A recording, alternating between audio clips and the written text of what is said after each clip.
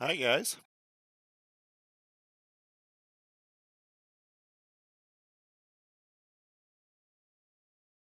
Going to be live here in just a minute.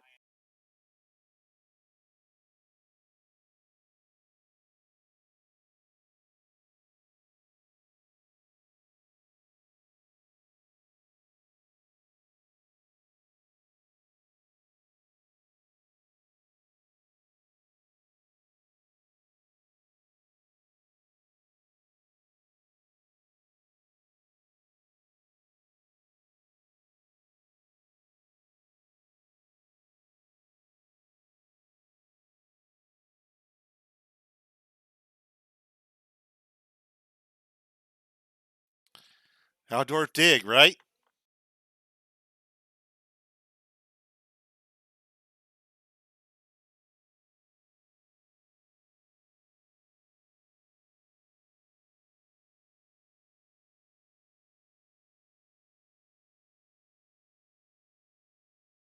More like how streamer constantly running late.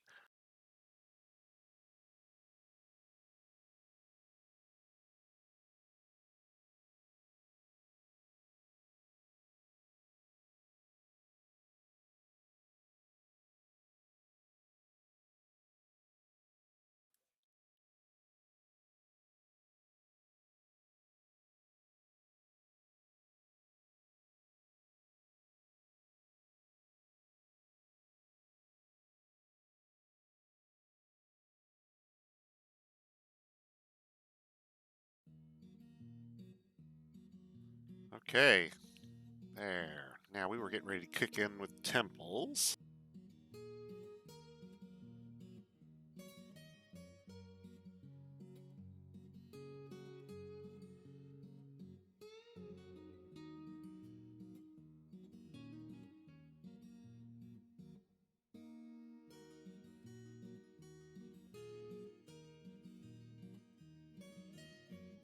I believe.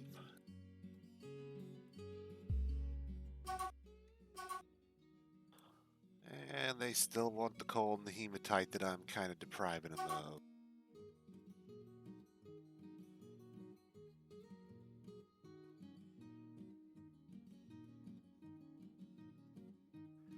Well, there is a way to make that work for us a little bit for right now.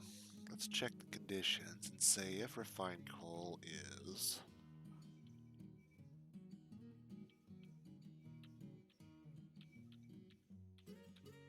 greater than 200, and they'll stop whining about it. We'll do the same thing with the hematite, and they'll quit whining about that for now, too. Now, of course, remember they will stop using it, so we'll have to make sure we turn it back on later, but they'll stop bugging us about, oh, we need to do steel, too, while we're at it.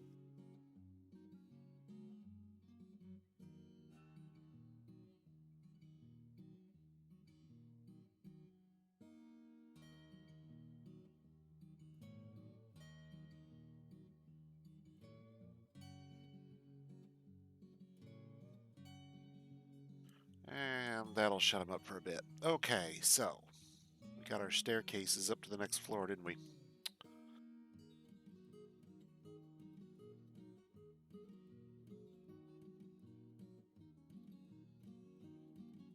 Okay, before we do anything else, we need to put these hatches on.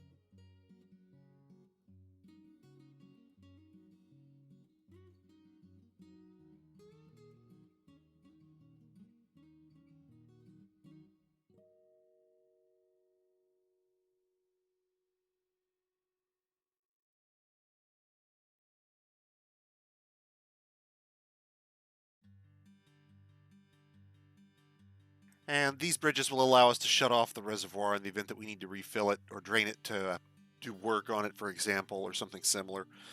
When the intake is running, water will simply flow in and these bridges will be open and the water will just flood into this room.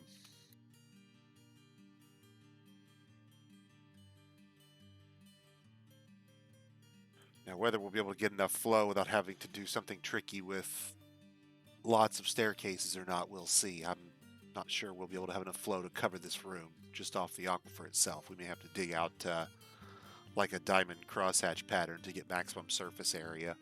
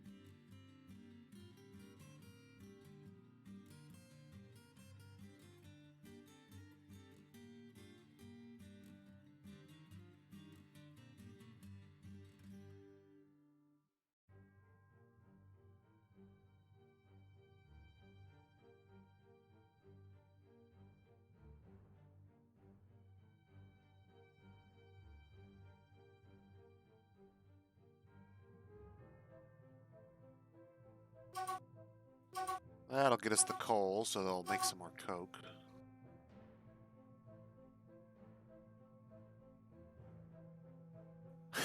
Well, not intentionally. You can thank Dig Vane for that one.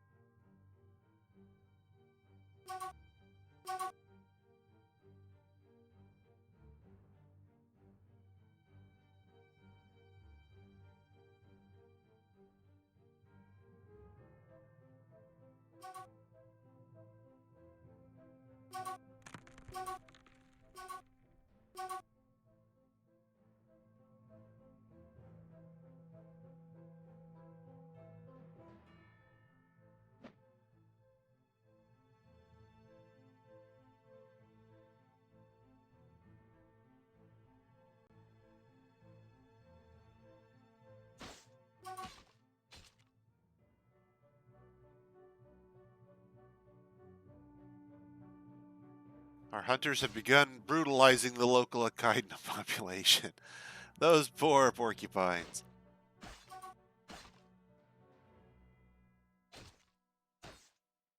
Any minute now, some horrible necromancer is going to come along and siege them out and take revenge for the local animal population.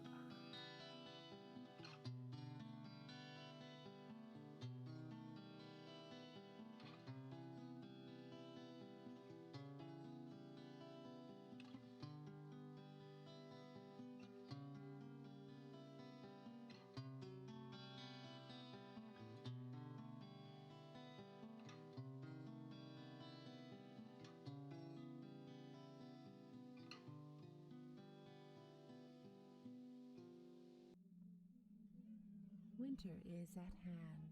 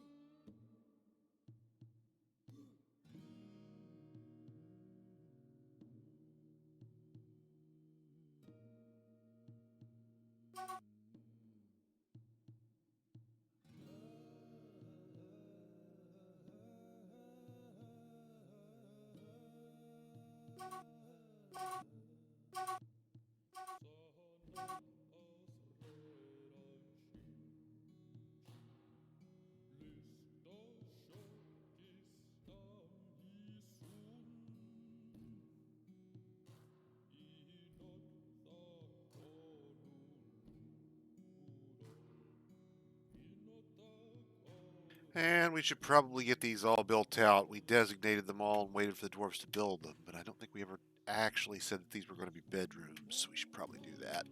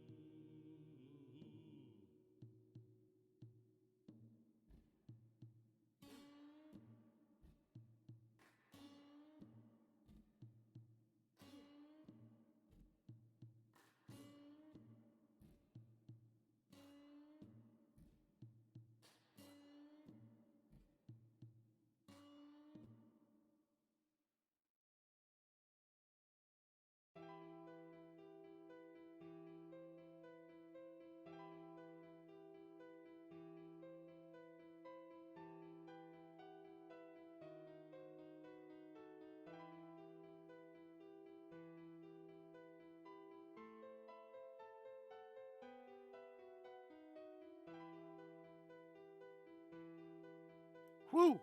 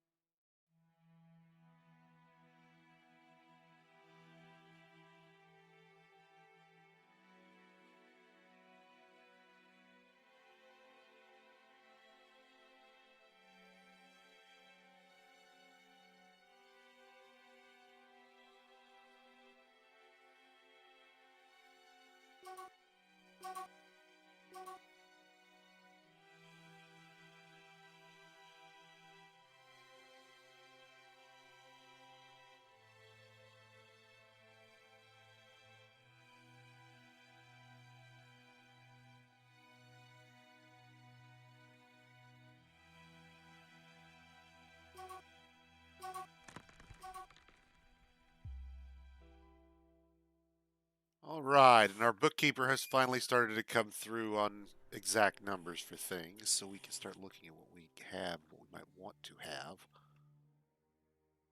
Lots and lots of coke. That's good. We've got plenty of fuel.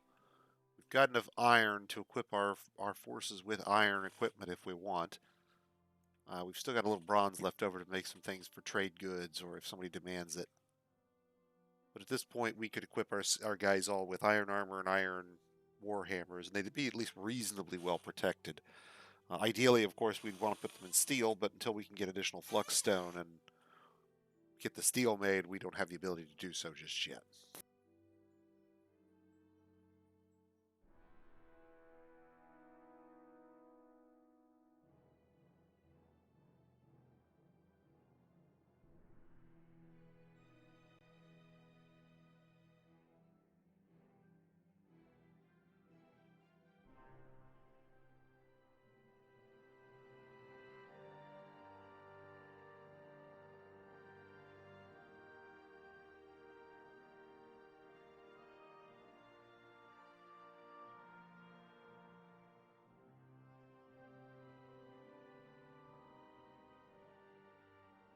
Betting the flux is further down in the form of marble. Deeper in the earth where the metamorphic layers are.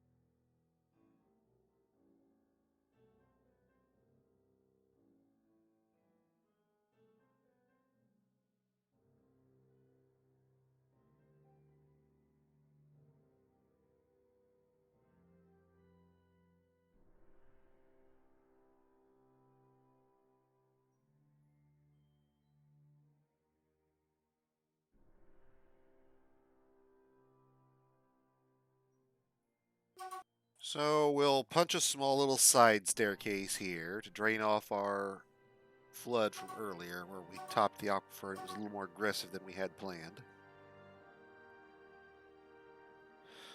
And he'll mine down to that lower floor. Clear it out for us, and we'll cut a couple of fortifications. And once that's done, the water will simply drain out into the cavern.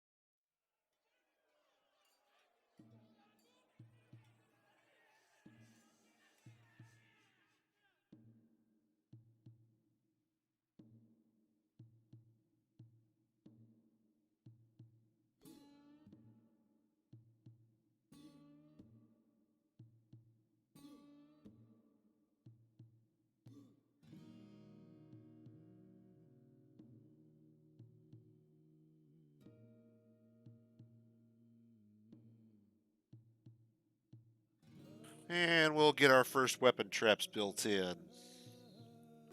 Remember, the idea here is that the wagon will go the long serpentine route while foot troops will attempt to go straight across, resulting in predictable hilarity.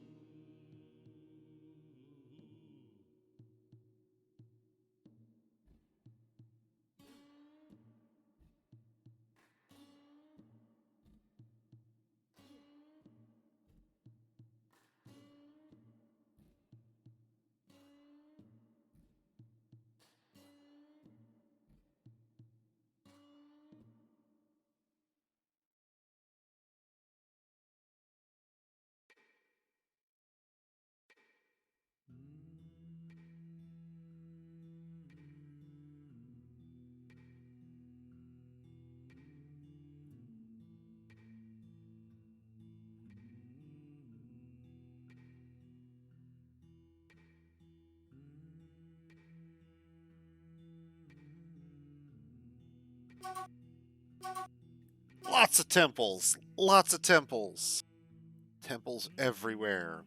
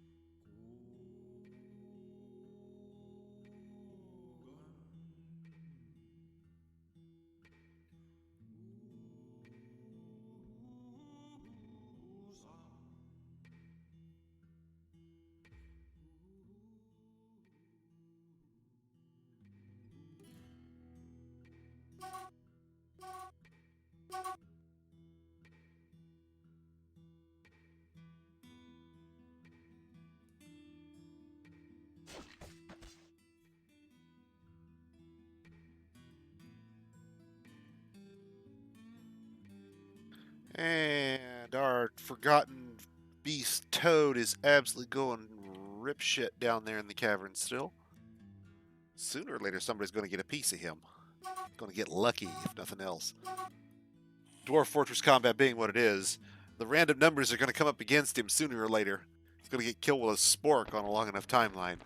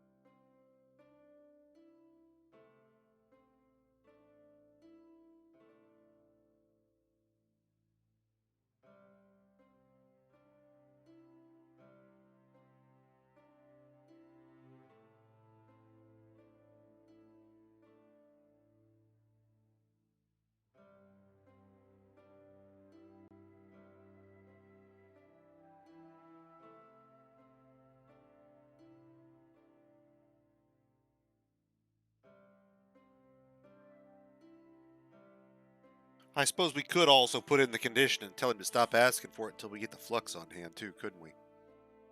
Yeah, we could do that. That might make sense.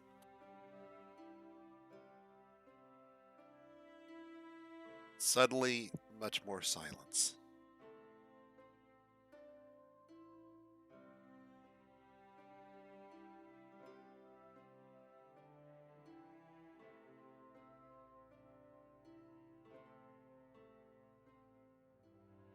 Already had one of those. Don't need another one.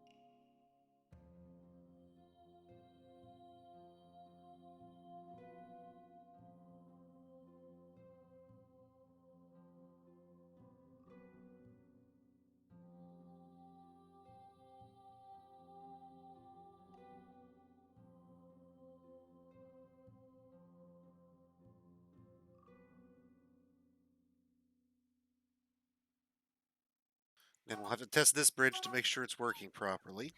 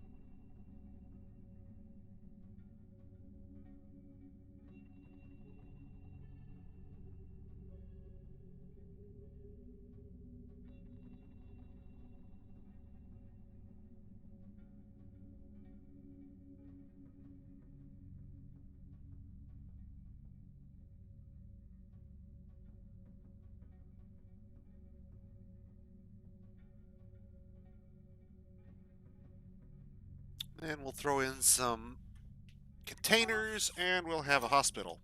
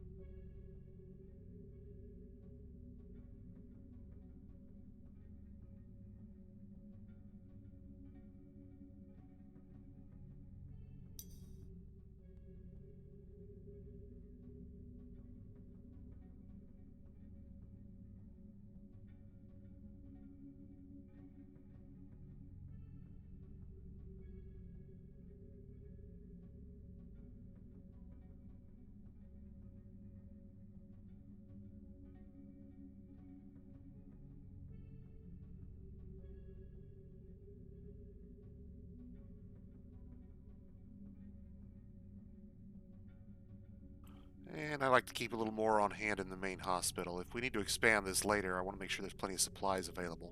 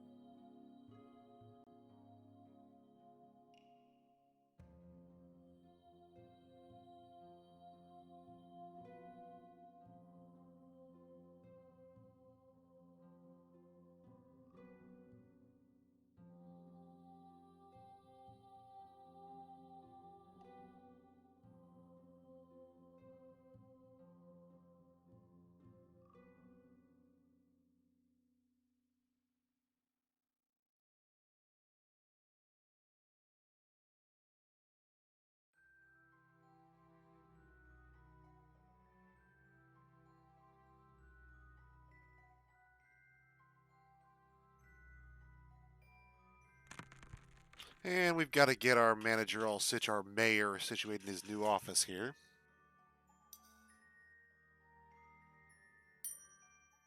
Slowly but surely, things are coming together.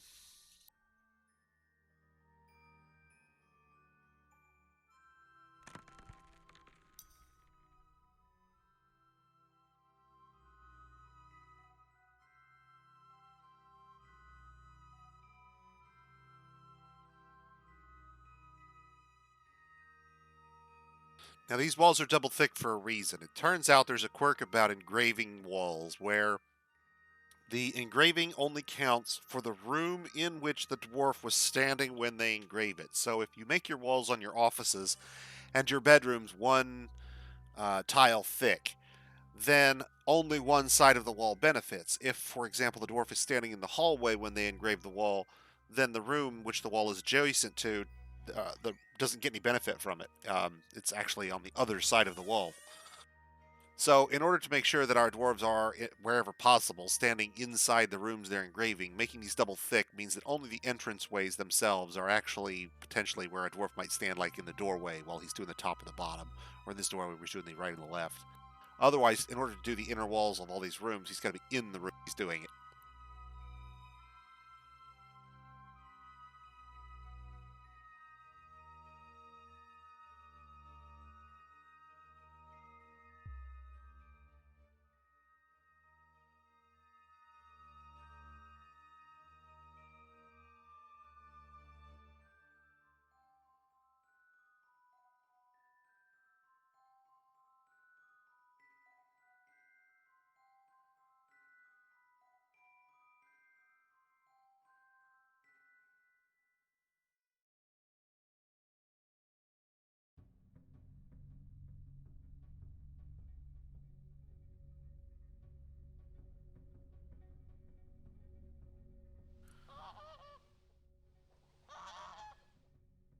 Oh, for a minute there, I thought we had one of our dwarves go nuts. Damn geese.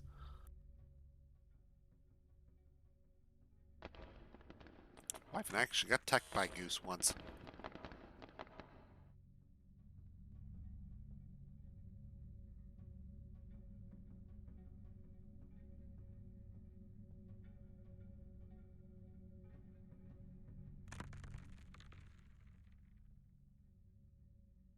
Damn thing was nesting around the entrance to the local mall back when malls were still a thing.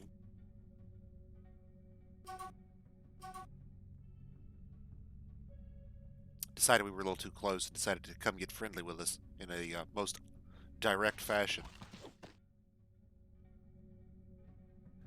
And he smashed the wing on the giant cave swallow. Betting that thing ain't surviving.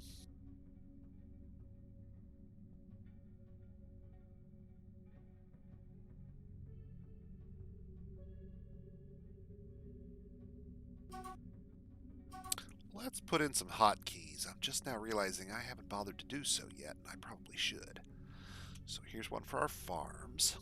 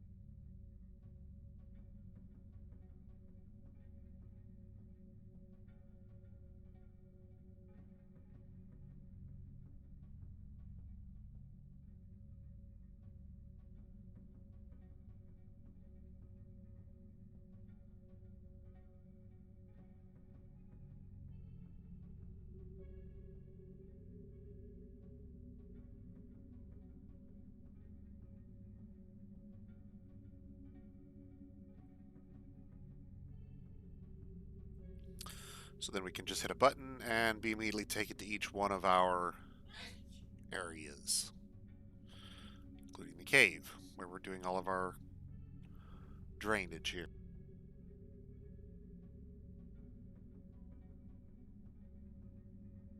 Actually, let's make sure they do that in the right order. I don't trust them.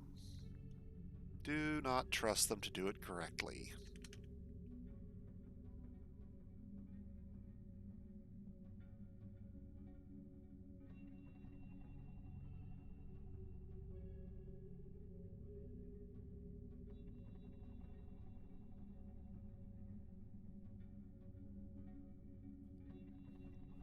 And our engraver should come up and open a hole here that will let us dump this water out into the cave. For places where you know water should never accumulate, it doesn't hurt to have an unconditional drainage through a fortification out of the fortress. That way, in the event the water does end up in a spot where it's not supposed to be, it's automatically being piped out.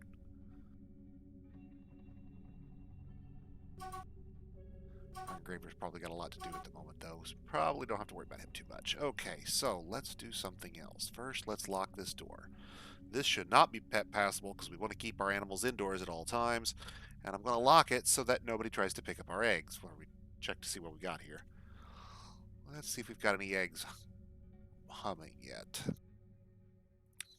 Guessing no, because we've probably been picking them up all along.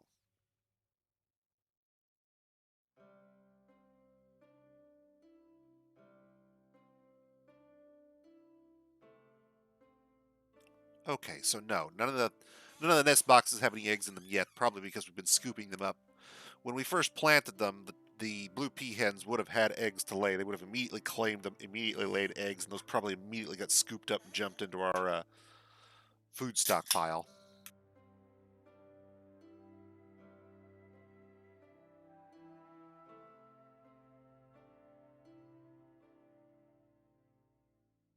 Now, this is our main food stockpile. It needs to drain out this temporary food stockpile. This is meant to be a backstop in case this main one fills up. We've got a little place to put plants so they don't just rot in our fields. We're starting to get a little full here on this main stockpile, so let's take a look and see what we need to do here in terms of food. Plenty of other drinks, got plenty of plants.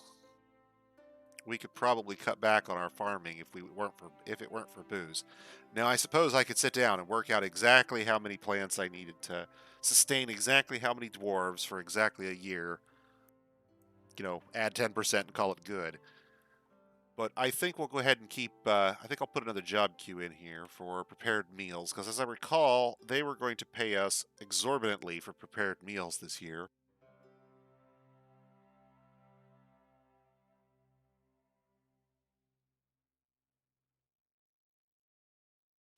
So we'll just bust out 50 more of those meal stacks. Let's see what we got here. This is our prepared meal stockpile, as I recall, isn't it? Yes, yes, it is.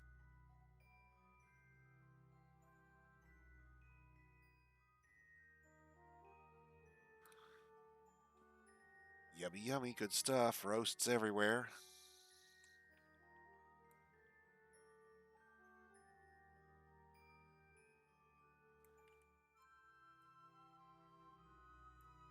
Not the best quality yet, but we're getting there.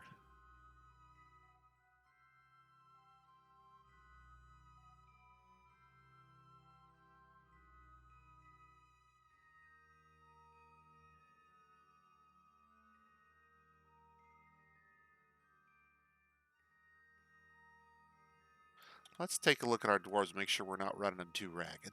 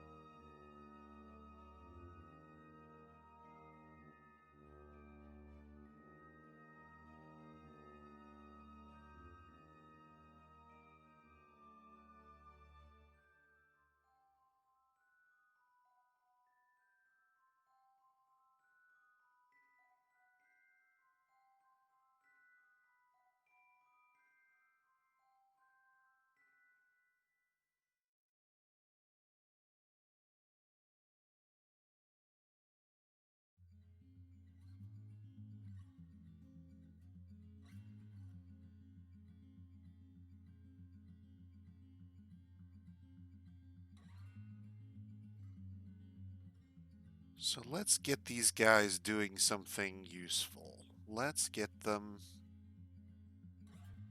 a profile on this workshop. And we'll say this workshop requires everybody to be at least level 5 skill proficient. Must be a proficient glassmaker to use this workshop. And then we'll dig another small area for, let's call them the novices.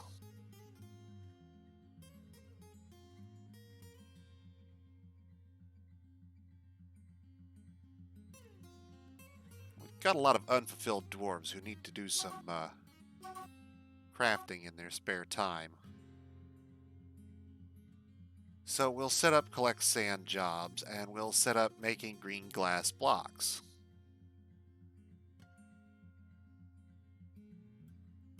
Which I hope will qualify as crafting something for them.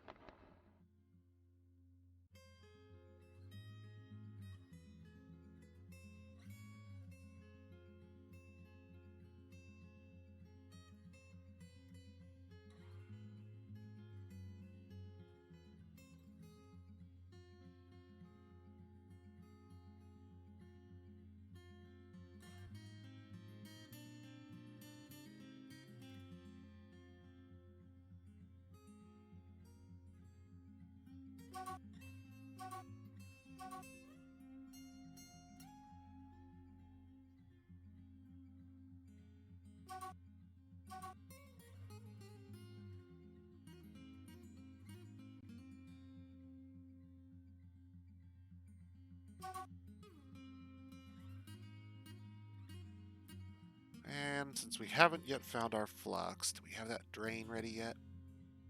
We must go deeper. Nope, he hadn't got there yet. Okay.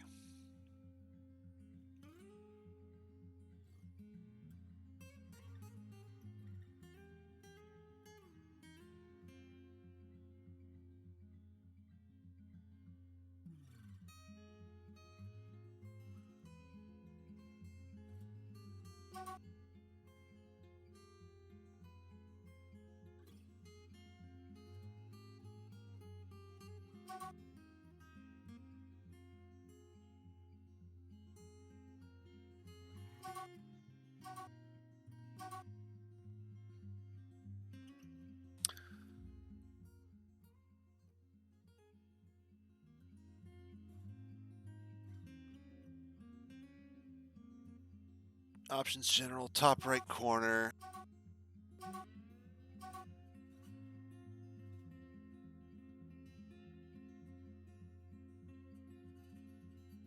Is that a little easier on you guys' eyes out there in viewer land? Works for me just fine. It's not subs for me I want, guys. This is all donations for charity. I don't collect anything from this. I'm not a professional streamer. I don't do this for a living or to really gain a following as such. I really just do this to raise money for the Children's Hospital here in my local area. I have an idea. Oh, damn. For a minute, I thought we missed that mood. I started to jerk back to see who we missed. Let's see what we're going to get.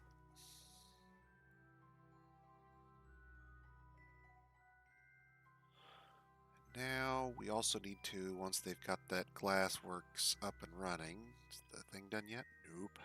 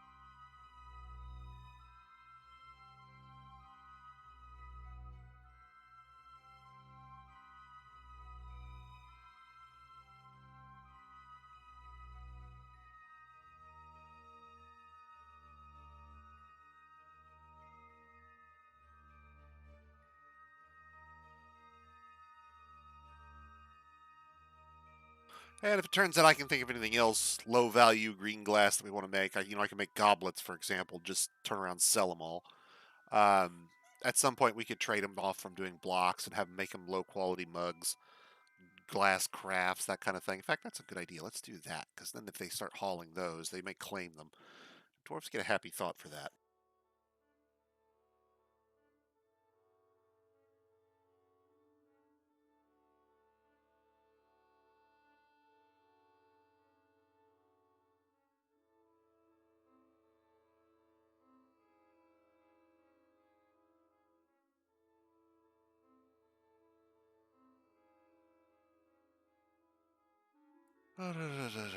Toy.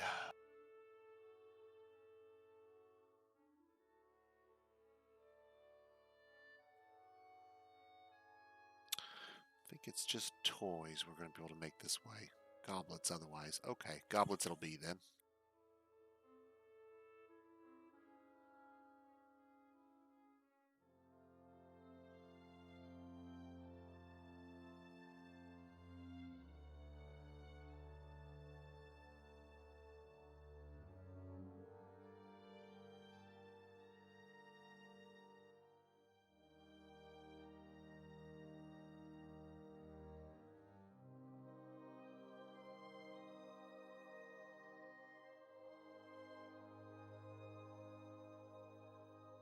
Because of course it's Alt G.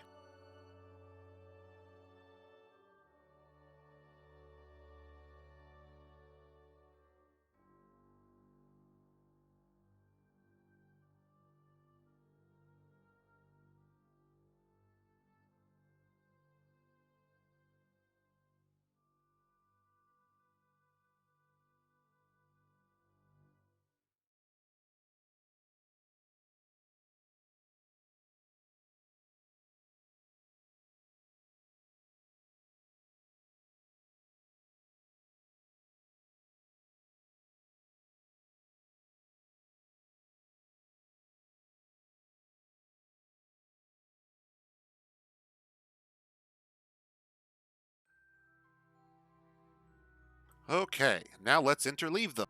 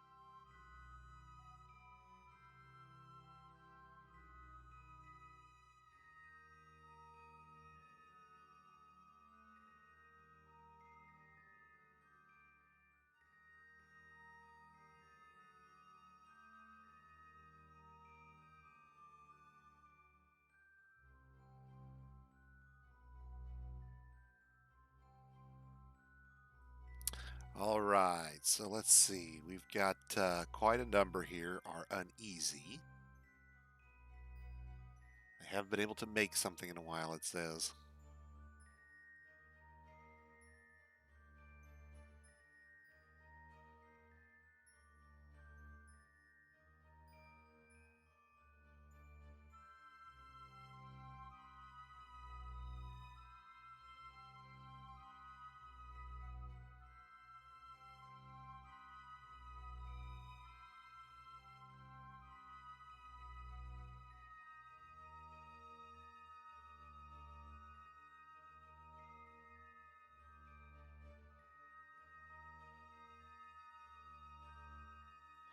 Bored after being unable to practice a craft for too long because she was doing military duty. Okay, that's not a big deal. That's a little of that's going to happen because we're going to be having away from sleeping without a proper room, bitter after getting into an argument. Okay, doing all right. Unfocused by unmet needs. Can't pray. And we got plenty of temples now, so unless we're still having to do. Hey, Clinidev, do you know if we're still having to do the every temple in one space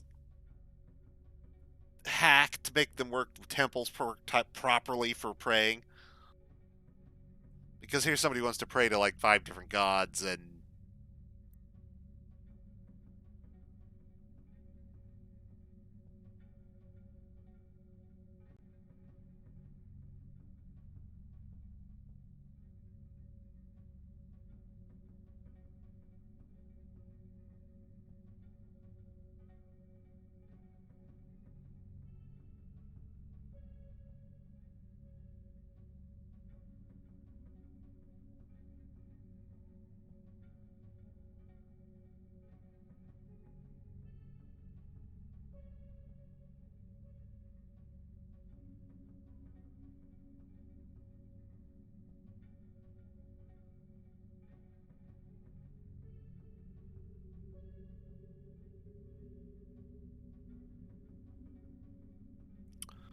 give him some jewelry to haul away.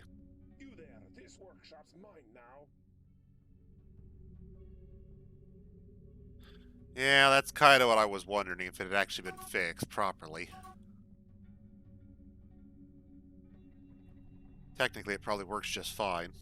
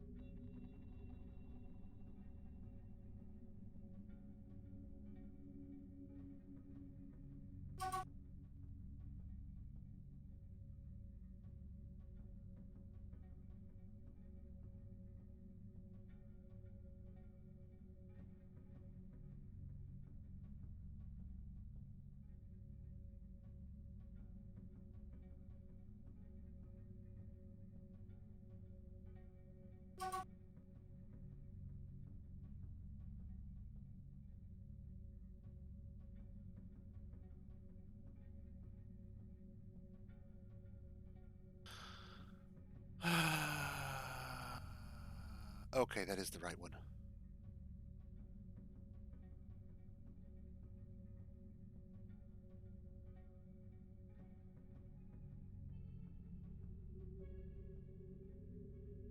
Got to keep the hatches queued up so our mechanics have something to do. All right, and he's off and running on his construction. Good, good.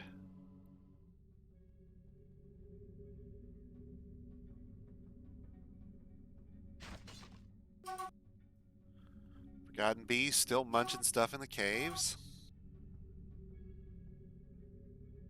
At some point, we're going to have to make a nice, nice steel spike welcoming hallway and invite him in. Then seal it up and never go out that way again because of the deadly blood.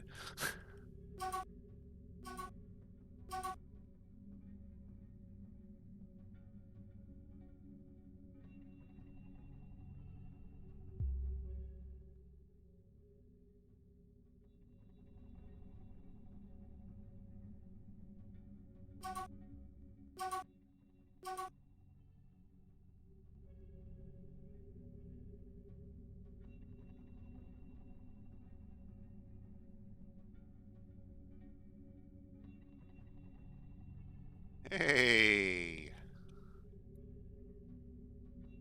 Good for him.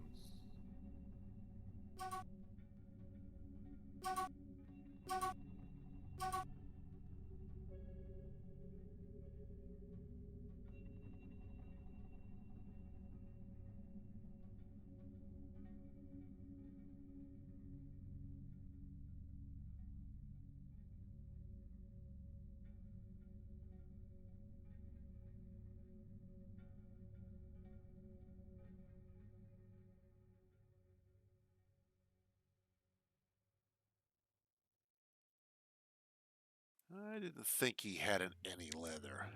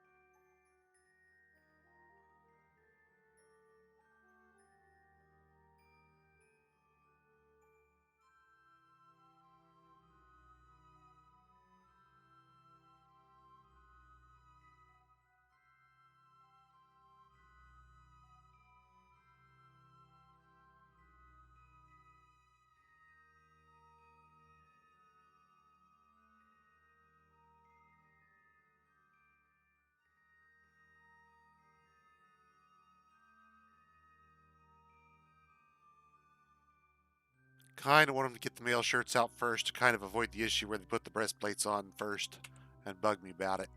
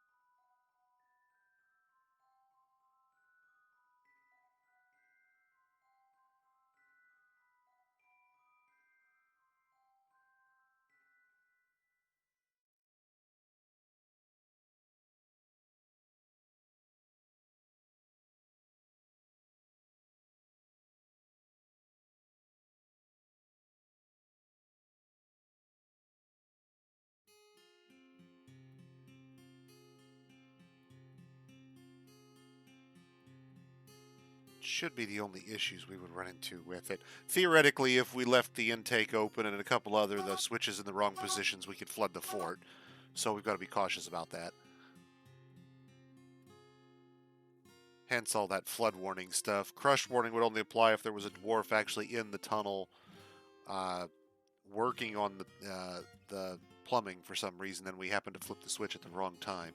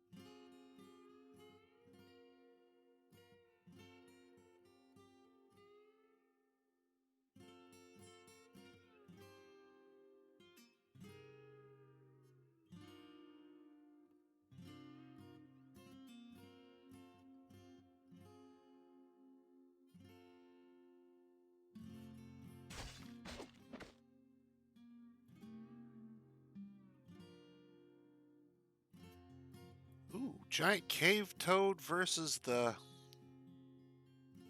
Nope, pretty well smashing it down. Never mind.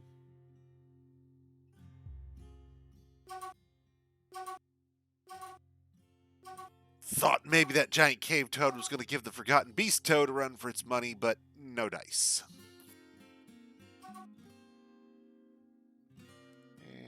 And he needs an upgrade on his bedroom and his office. Okay.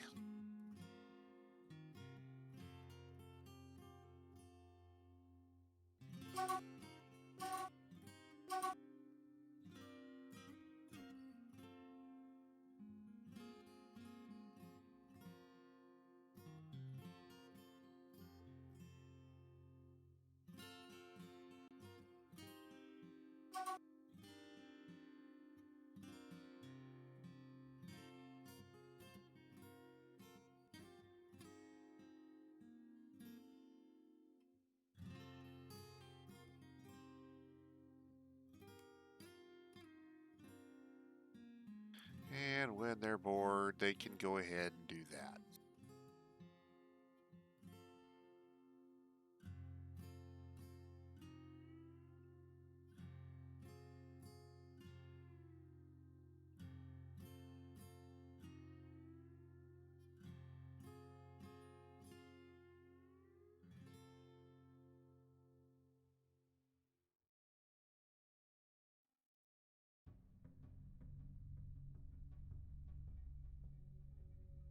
Now then, let's get everybody into the... Let's get a new military uniform up, shall we?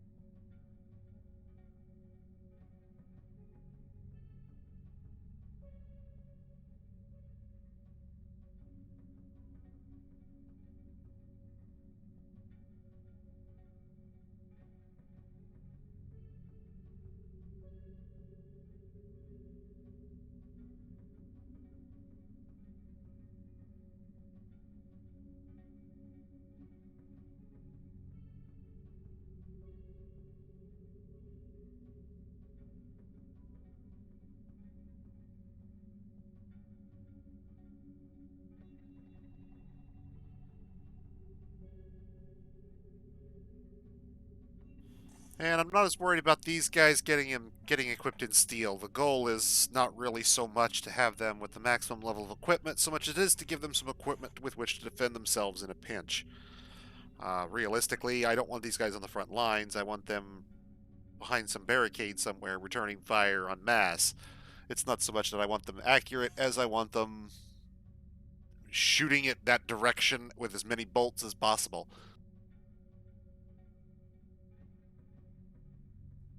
So we'll go ahead and do that, and then we'll go ahead and create a new squad. And they use this uniform.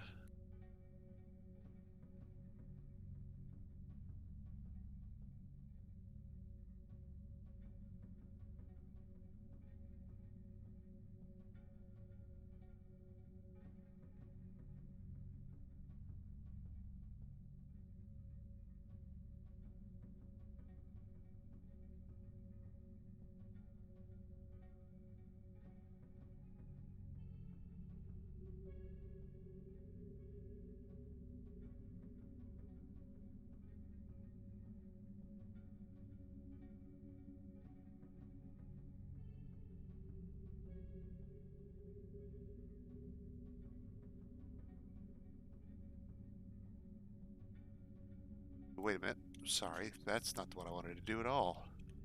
I take it back.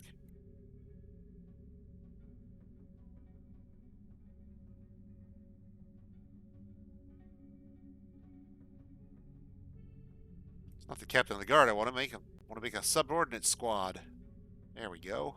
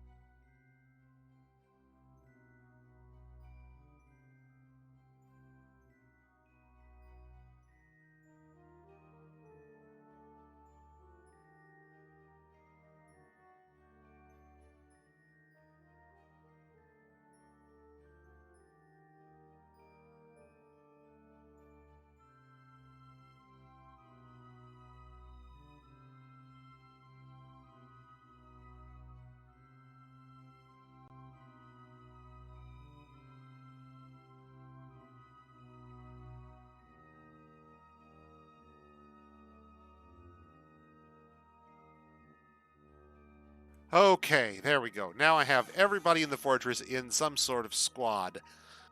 And the goal there is that we'll get them all into some rotation of military training once in a while. That way they get some skill with the weapons they're carrying. Now this is going to eat up a considerable amount of iron to produce full sets of iron armor for everybody in the fortress. But we can do it. We have iron on site. All right, Marshall. Did you want one of their starting 7?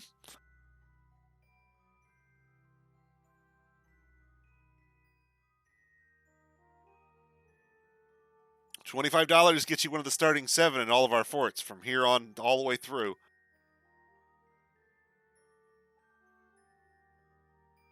$10 will get you a migrant. And still no wax workers, Klinadev. I've looked. Did have a beekeeper, but not a wax worker. When we call him Drive Shaft.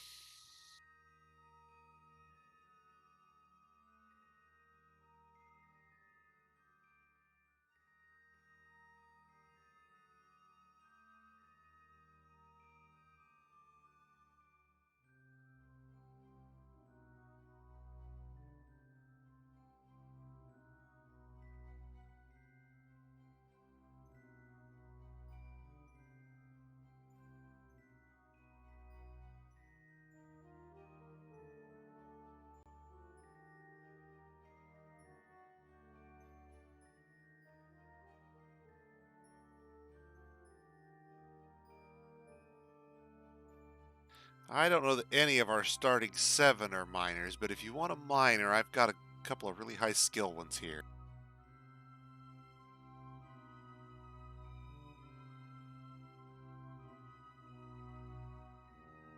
Typically, I don't.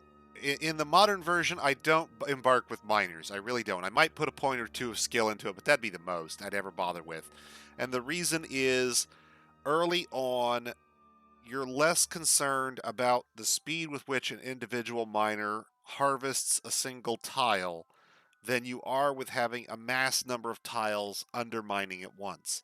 Later on, a couple of really high skilled miners can just carve through ground, but early on, your starting 7 working side by side will do better than, having one miner at level 2 trying to work by himself.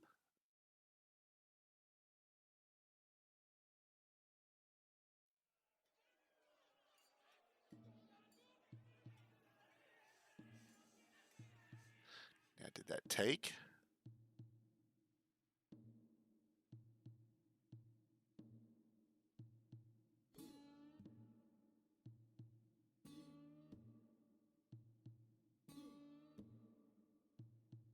There we go. Better. Better.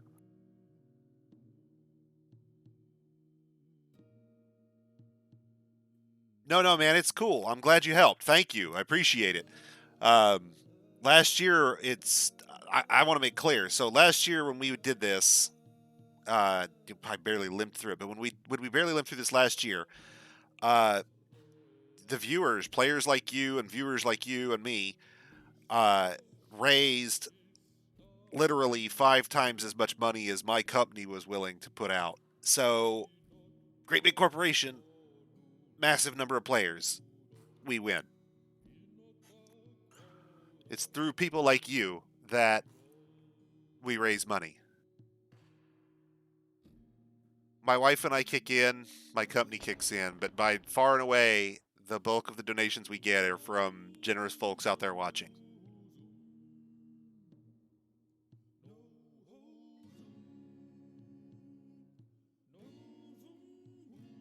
Now, is there anything, Drive Shaft, that you've been wanting to see? You know, for a future fort, maybe? At some point, we'll get to a point where this is basically settled. This fort is solid. Barring something really stupid that we do, we would be, leaving the gates open, for example. We would be hard pressed to lose the fortress.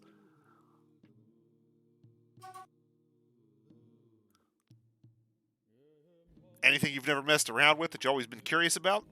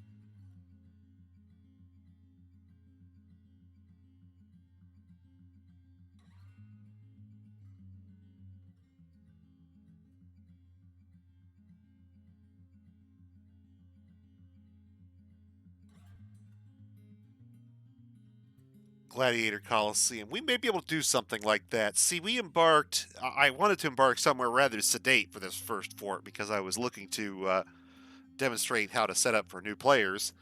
And to be honest, let's be honest, I haven't done this in a while live, so I was a little rusty myself. And the only settings I could actually get it to take were with a necromancer neighbor at war with us.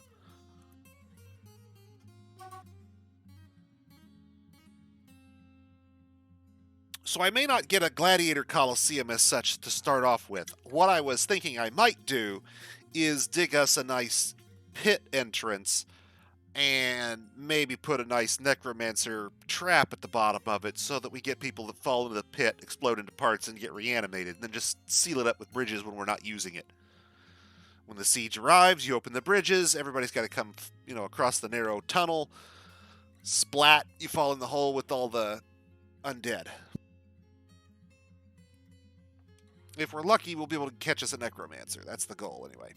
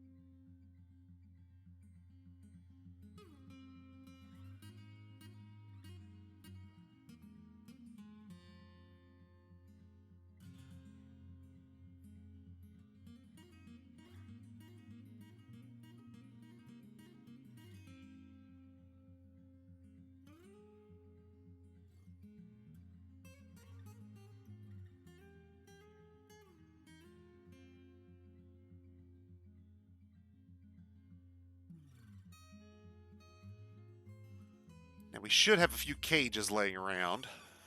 I'm hoping.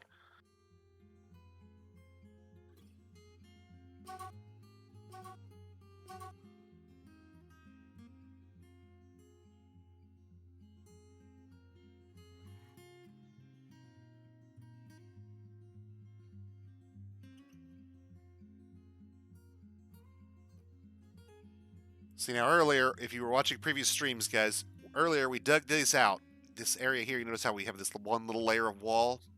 This layer and this layer here are aquifers. So now, what we're going to look to do, hopefully tonight, if I've got enough time to do it, is we'll get all these hatches linked up to a lever. We'll get our stoppers linked up to a lever. And then we will go up a couple of levels and start drilling holes down into the staircases down above the reservoir, and then up into the aquifer. The goal being that if we get enough puncture holes, basically, the aquifer will fill the reservoir for us without having to worry about another source of water. Likewise, we're going to have to do something similar for a well for our hospital. We still don't have an interior water source. So,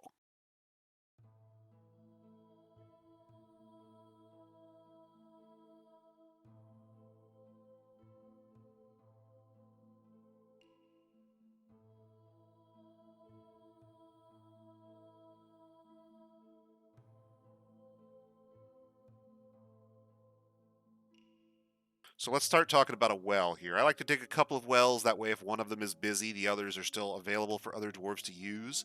If one of them becomes, for some reason, contaminated beyond all use, it's still possible you might be able to use one of the other three.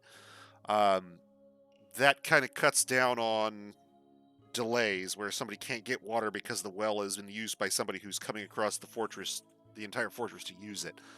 We'll go down one level below that, and then we'll dig out basically a small, almost cubicle chamber with staircases to allow dwarves to move around in the chamber if they have to. We'll drill that out to basically form a catchment for our well, and then we'll see about creating ourselves a pressure regulator to prevent the aquifer pressure from flooding our fortress, and an intake very similar to our reservoir downstairs.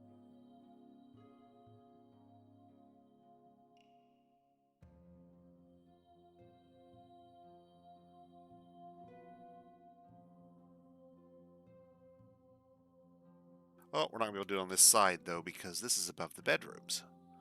So instead, we'll do it to the south.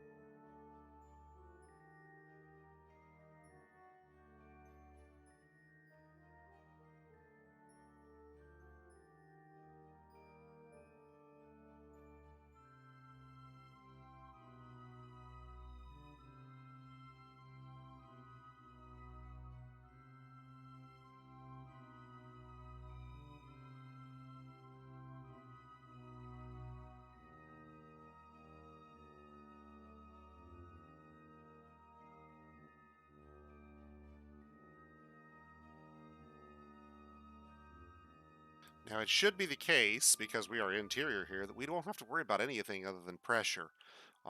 We will eventually dig this staircase straight up, make sure it's not under our... No, we'll just barely miss that wall.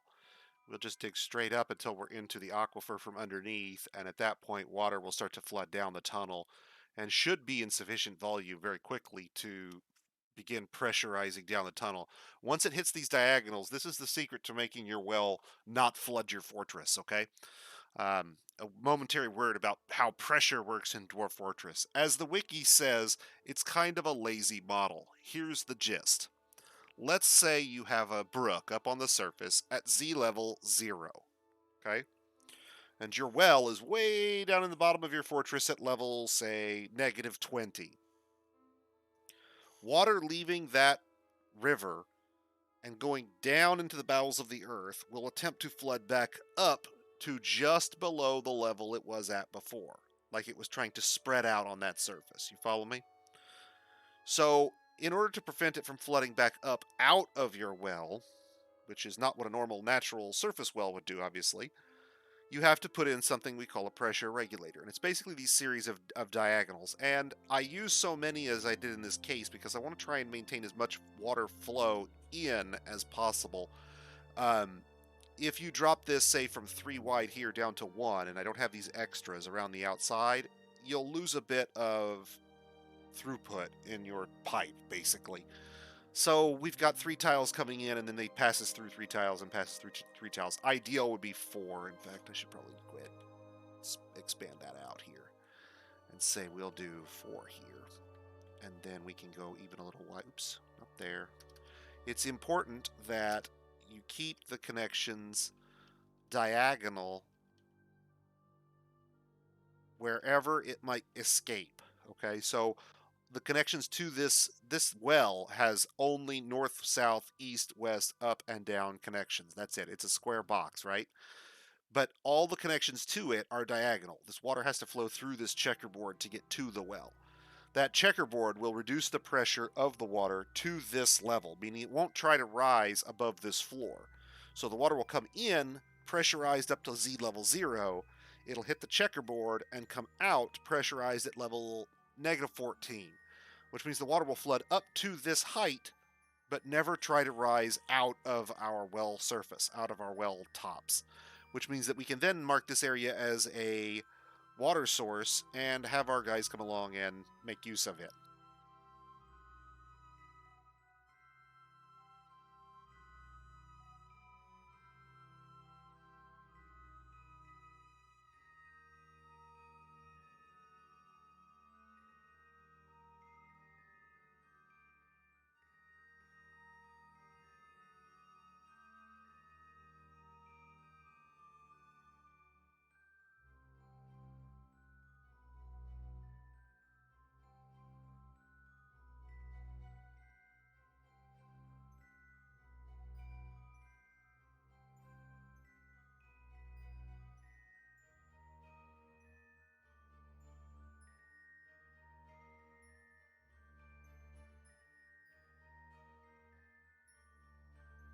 And since we're going to be putting water down here, we can try to see if we can get some fish generated down here in this pond. My guess is we won't find any because there weren't any on the surface either, but it's worth a shot.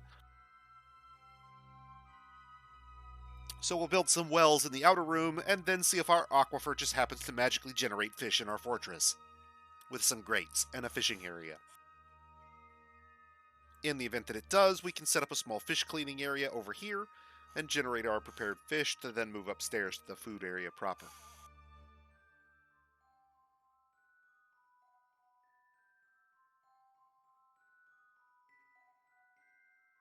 Now we'll give our miners a second to get this dug out.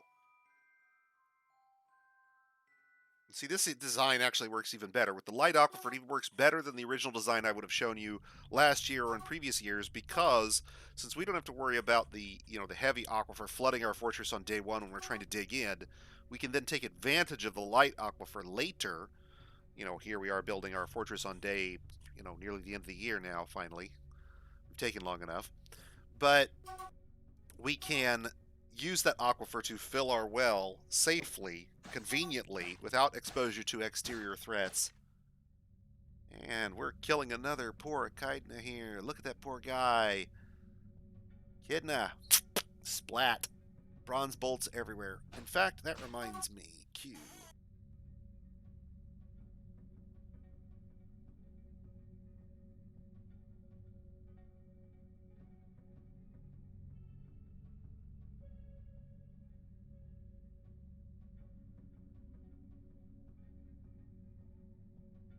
And still no general wood selection. Right, Toady? Right, got it.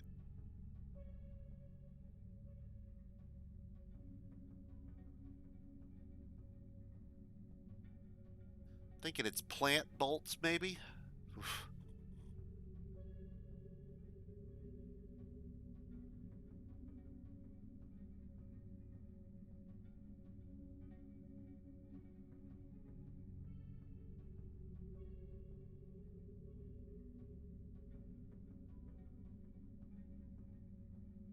Let's see if that starts wooden bolt production for us.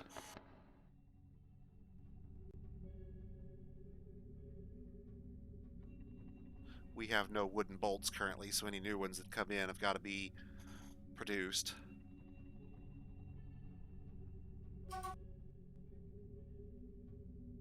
Now we'll also set up a small bridge here that will close off so that we can seal off the well in case we need to drain it for some reason. Somebody fell in the well and died. Lassie came and got us. Well, we got to have a way to get the body out. That means a drain, and that means a plug so it doesn't reflood on us. But neither of those is particularly a big deal. We can put the levers for them right next to the wells because we're not worried about flooding.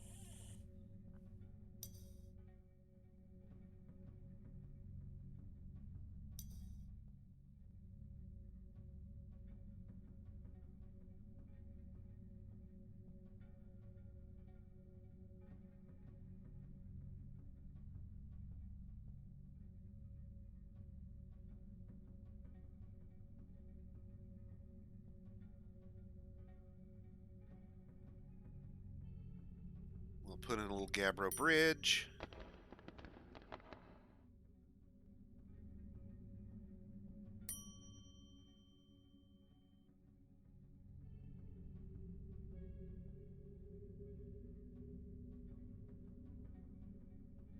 queue up a few grates to handle our fishing area.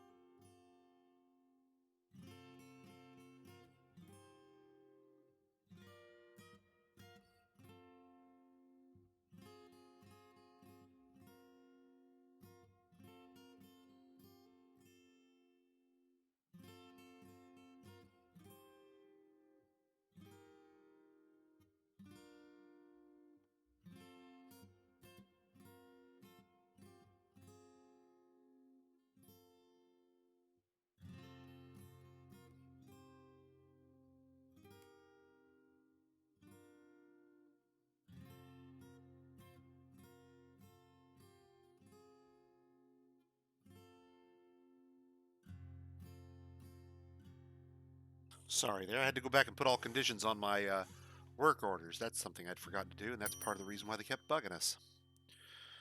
So now we've got temples to everyone, except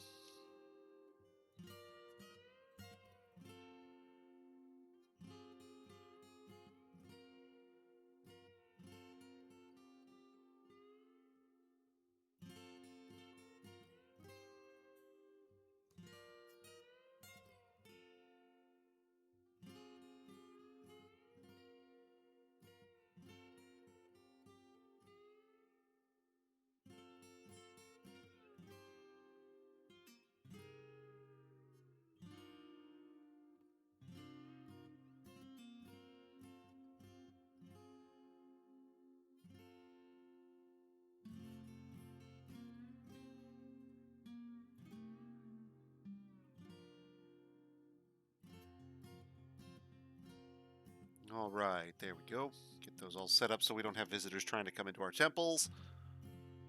Dwarves only, unless we let anybody else live here.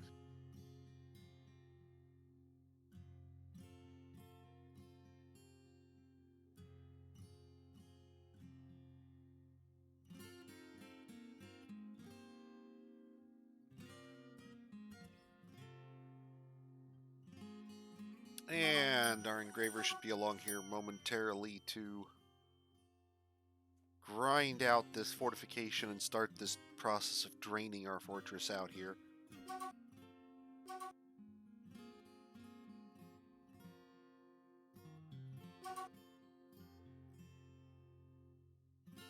Here he comes to drain away. Okay, that was bad, I admit.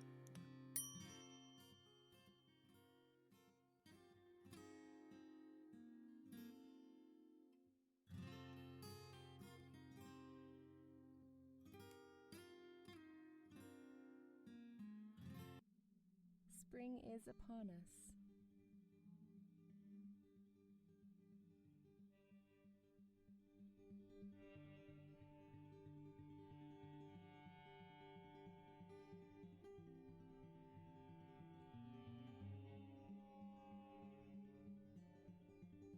Corpses rotting on a cavern mire. A siege. I was wondering when we'd finally see one. Okay, so let's do something I haven't done yet.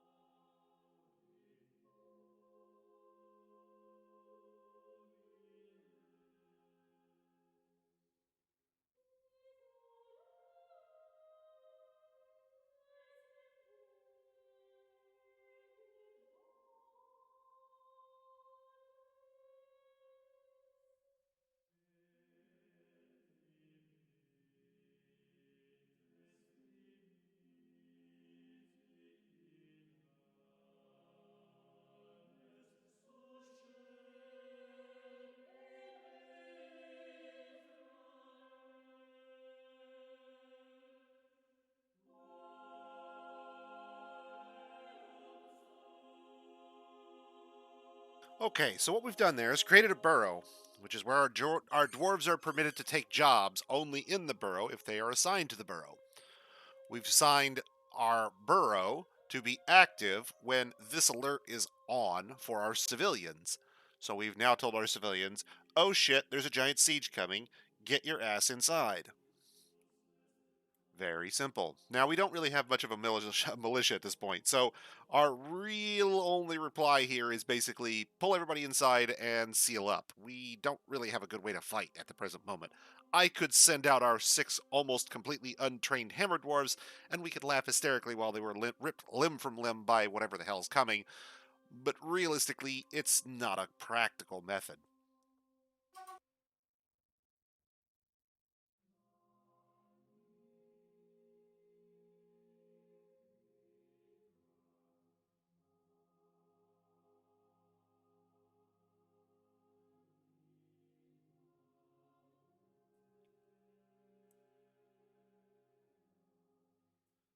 Well, is it a vile force of darkness or not? Uh-oh. How did he get in? The hell's he doing out there?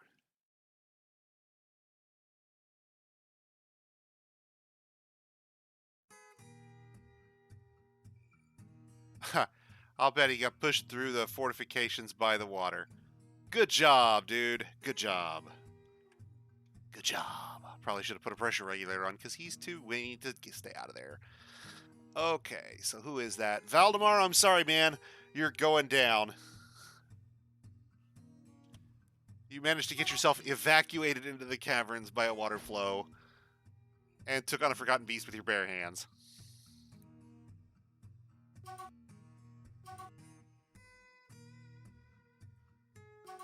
I'm afraid that Dwarf Fortress's physics engine has squeezed you through a slit and subjected you to unfortunate consequences.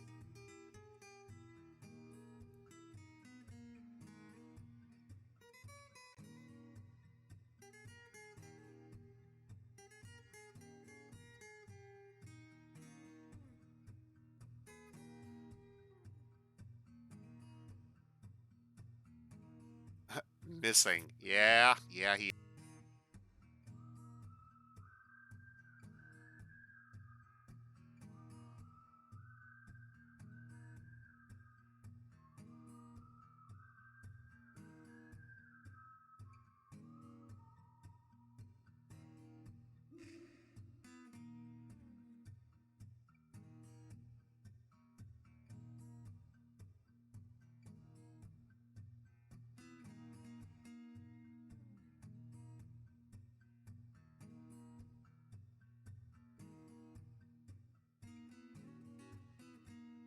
We'll get a slab for you ready, Valdemar.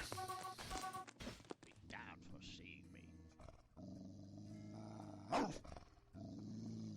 Oh, who didn't get in here? Let's see. What attacked us here? Yeah, he's not getting in.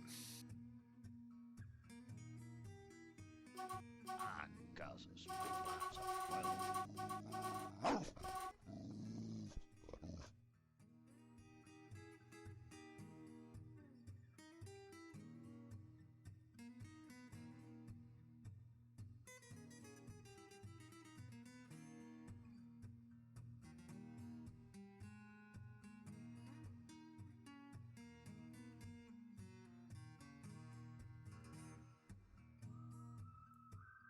Our humans visiting in the tavern were more than happy to dispatch the goblins upon their arrival.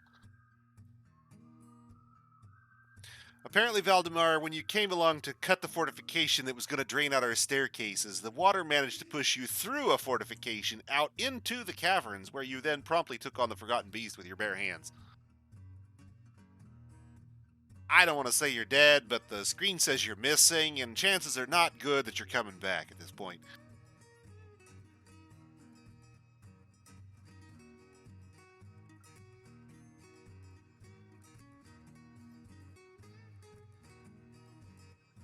Just remember, fortifications are so small you can't squeeze through them when they're dry, but more than big enough to let you through when there's plenty of water. Don't ask me how that works. Oh, don't worry, Valdemar. We're pretty sure that you did take it with your eyes closed.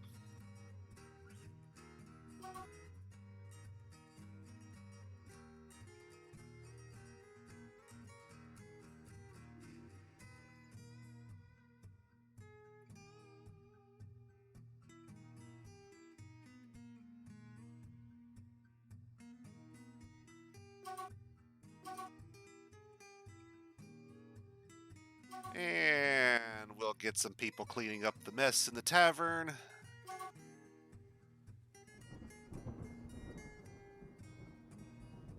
Probably complaining that they can't get to all of our...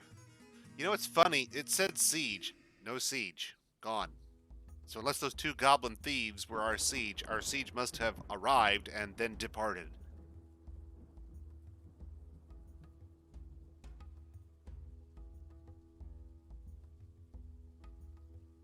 Huh.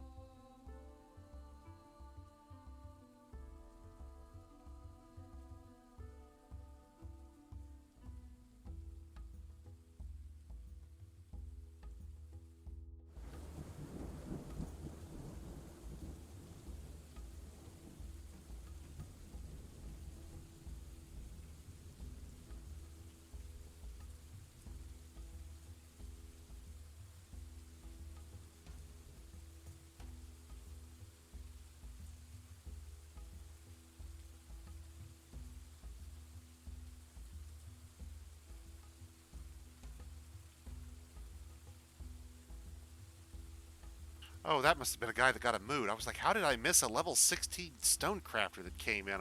Wow. Must have forgot to check it after one of our guys got a mood. That's what that is. It's like, wow. Came out of nowhere.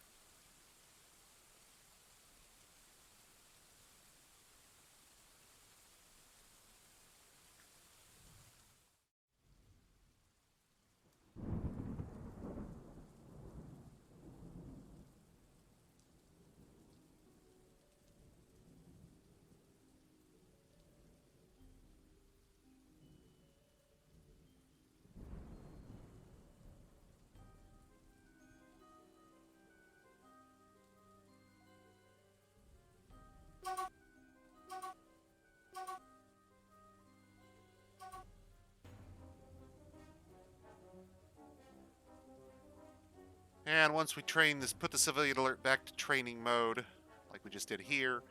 Training mode doesn't have the burrow assigned, and so the civilians are allowed to go loose again.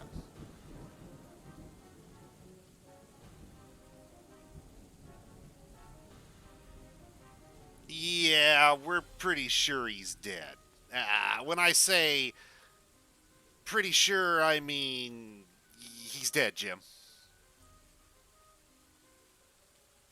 He's not really bridge bait. I just calculated, put him there so he had a, so I didn't have somebody thinking I had his skill. Yeah, he went missing in Cavern 1 here. You were down here. You punched a hole in this for fortification for us. The water pushed you out of a fortification here. Pushed you through the fortification out into the cavern, where you then promptly, I'm guessing, fell. Maybe climbed, but I'm guessing fell. Down to where the Forgotten Beast got a hold of you, down somewhere around in this water area here. Technically, we haven't found you yet, but you're getting a slab, man. You're getting a slab.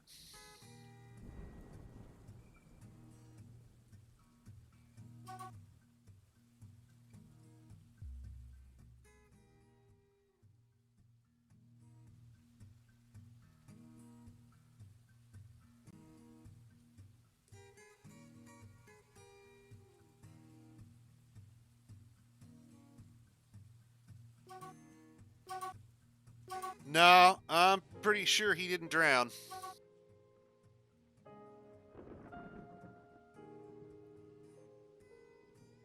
Pretty sure if we check a combat report here, we'll find something about, here's, the Forgotten Beast actually whacking the snot out of you. Hang on a moment here. Giant cave swallow, cave toad, cave swallow. Attacks the engraver, gores your left hand, right front foot. So your lower lip exploded, your left front foot exploded. Excuse me, your right hand exploded, your left lower arm exploded. At that point, it's pretty much all over, dude. You have no graspers left.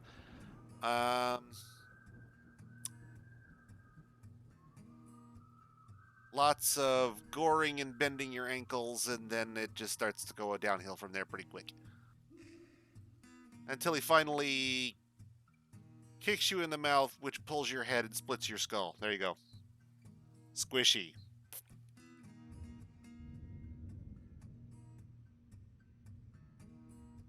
Might have been missing for a week for the dwarves, but he ain't missing for a week for me. I knew he was gone. Okay, we've got a slab. Good.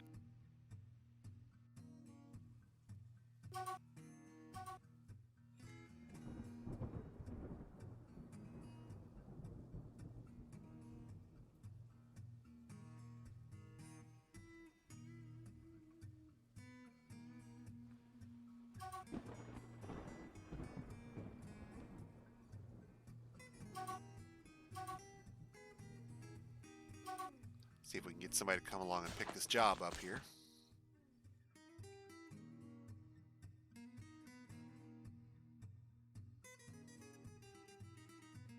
Don't make me get demanding now, dwarves.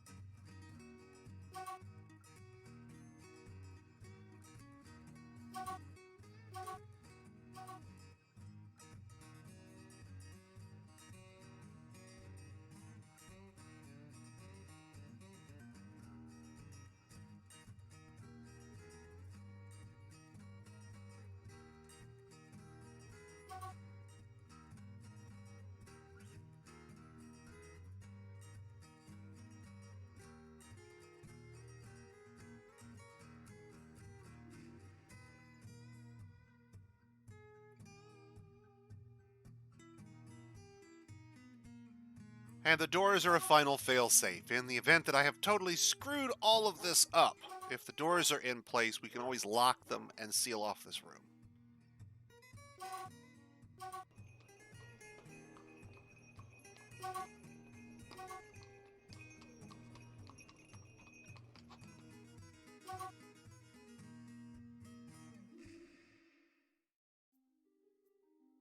Okay.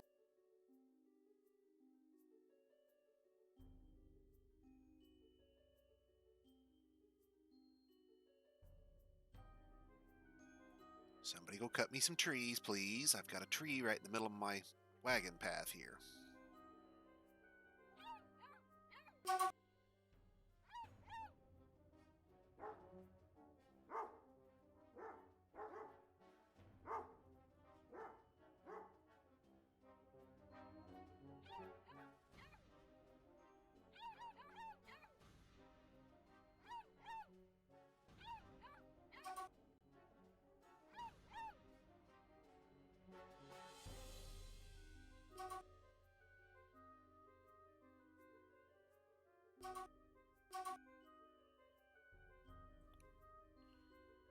Nothing to cook, huh? Hmm.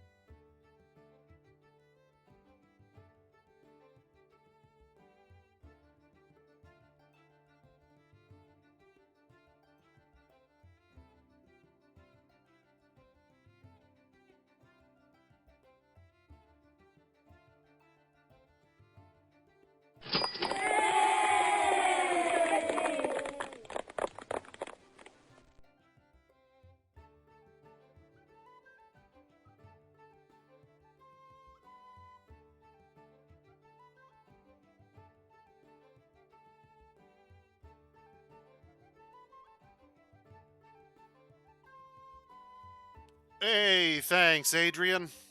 Did you want to claim one of our starting 7 or one of the migrants?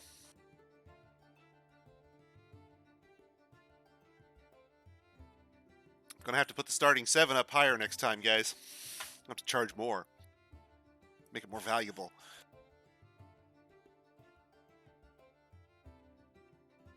No, I'm just teasing. It's all to help kids. Let's see. Robe, sock, shoe, trousers.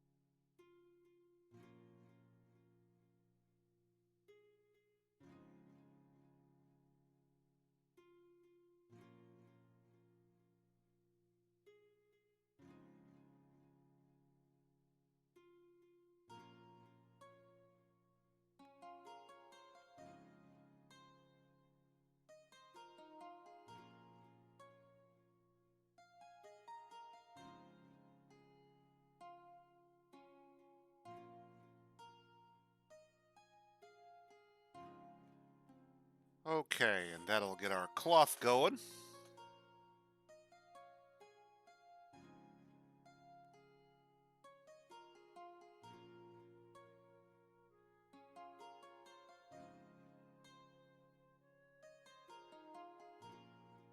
Do you have a profession you wanted, Adrian?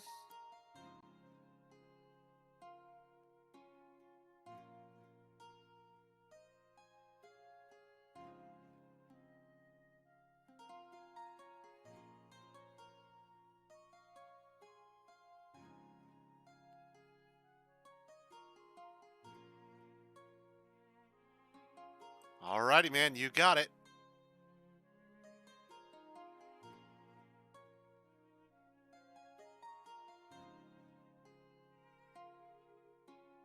You are now responsible for every bed in the fortress. Congratulations.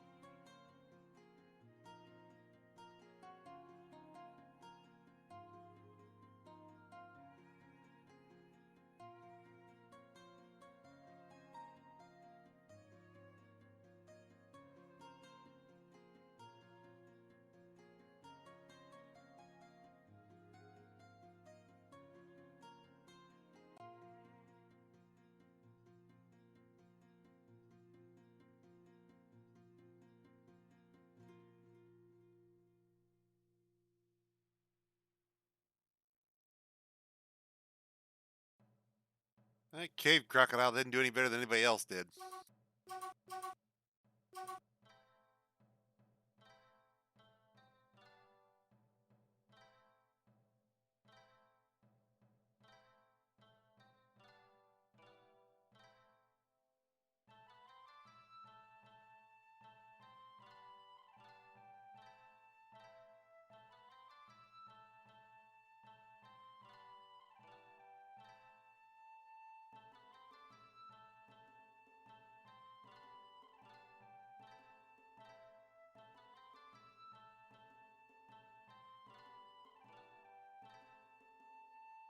Get our funerary complex coming up so we can get our slab to Valdemar built.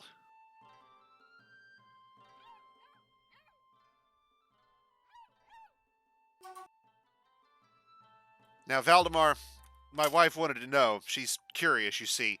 When the Forgotten Beast ate you, would you have tasted like chicken?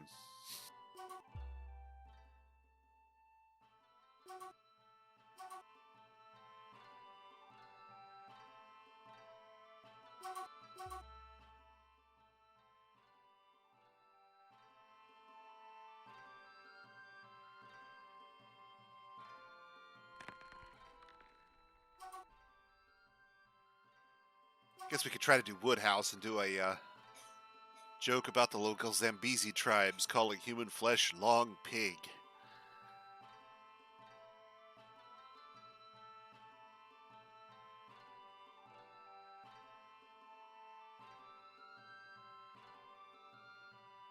Oh, come on, guys. Engrave that sucker already. Nice. Pork with a light plump helmet sauce. I approve.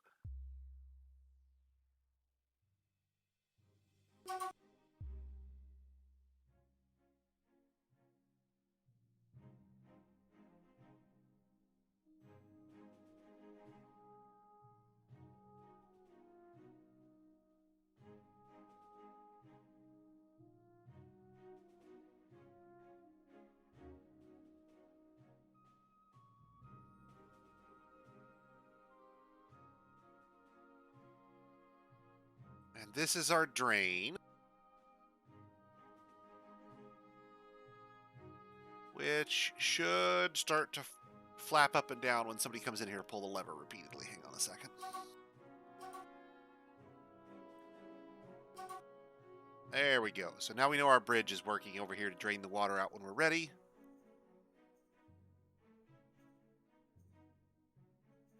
We don't really care whether it was up or down once it's finished.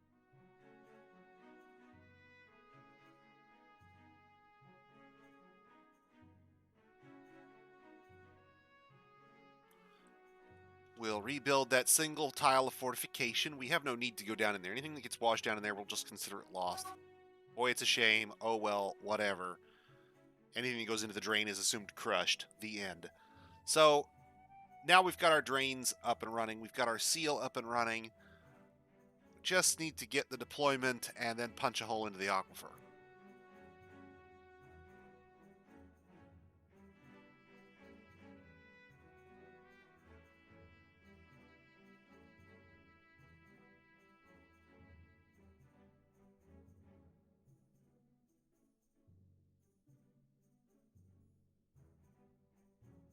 And if this is working as advertised, once that lever is pulled, all of these hatches should simultaneously open at once.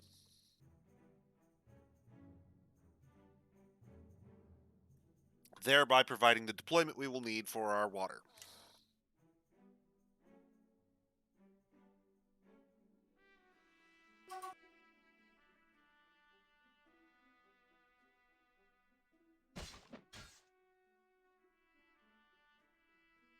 Another giant Ulm going the way of all his kind in Cavern 1.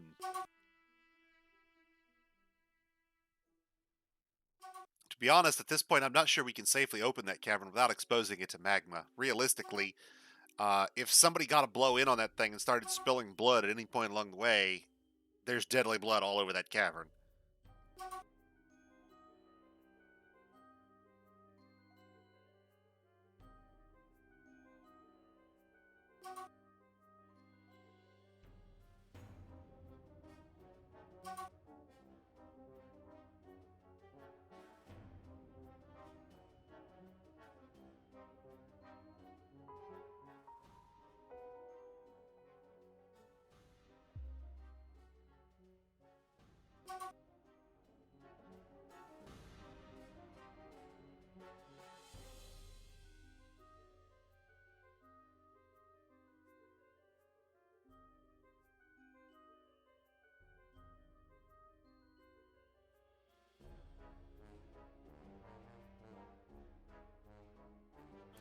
And no generic bone type, so we gotta use a trait.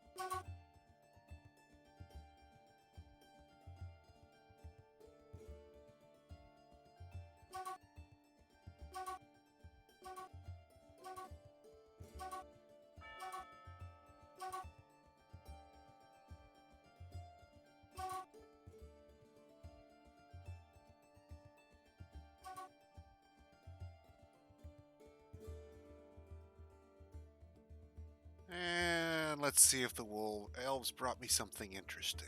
Anything interesting? Green tree frogs. Yay.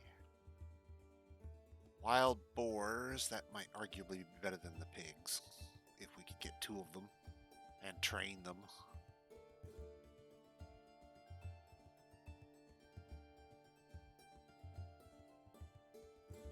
Doesn't look like they bought me a whole lot of other useful stuff, though. A lot of wooden and cloth stuff that I don't care about. We don't use arrows, we use bolts.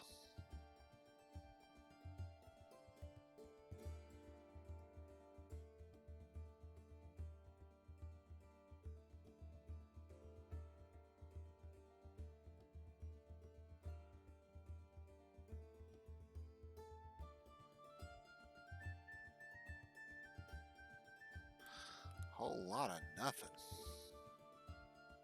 What's it gonna run us? 245. Okay, well then, let's see. You can have this toy and this puzzle box. And, oh, I guess we can give you a few of our globlets to take home and tell the folks about, little travel mugs on the side that say, come visit the dwarves. We have the best trade goods anywhere.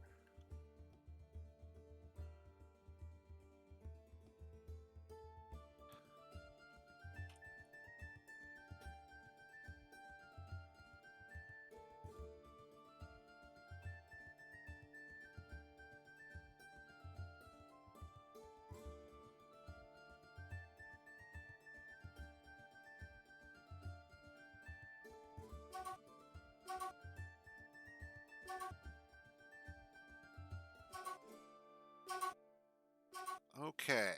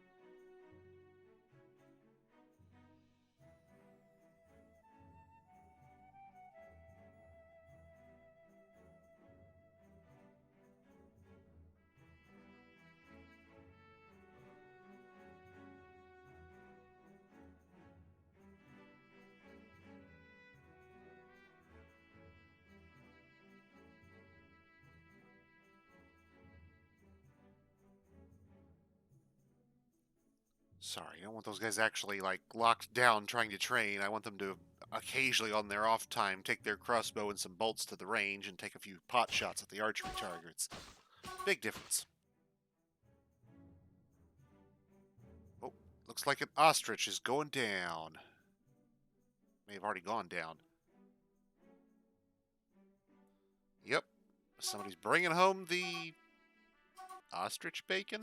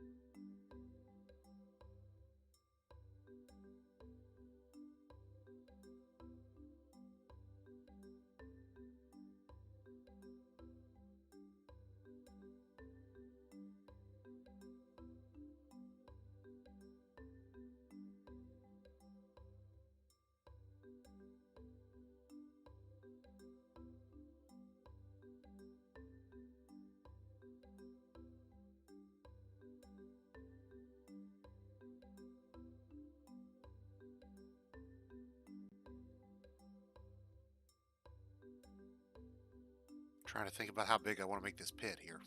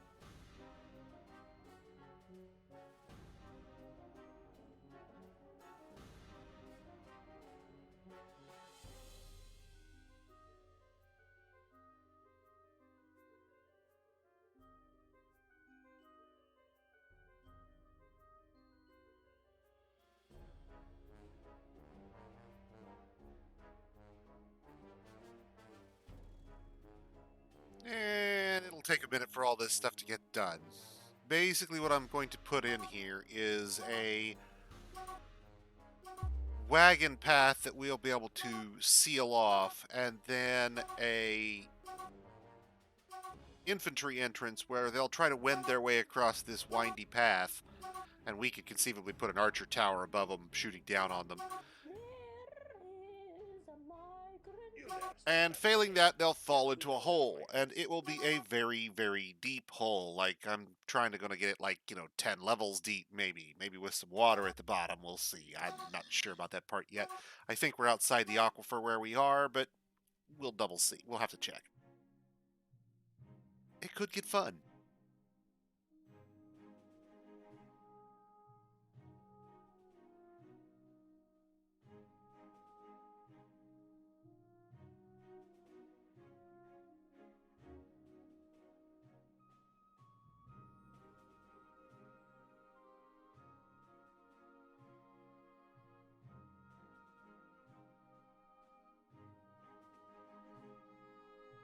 Still no waxworkers.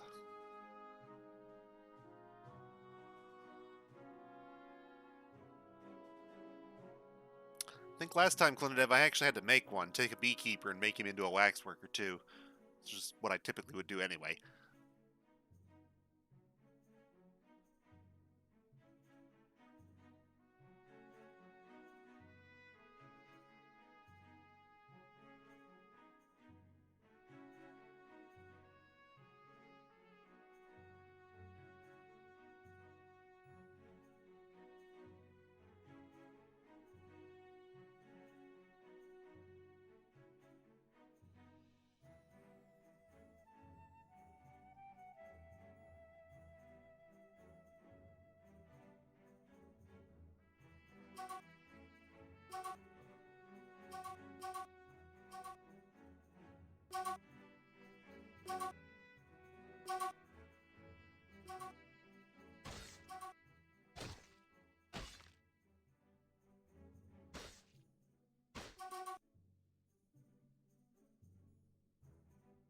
Looks like ostrich is back on the menu, boys.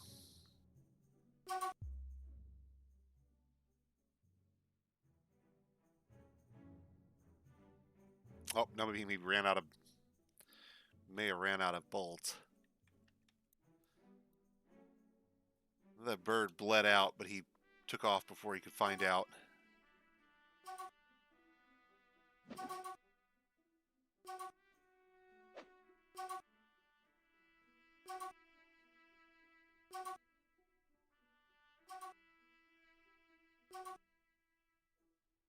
A baby's been born.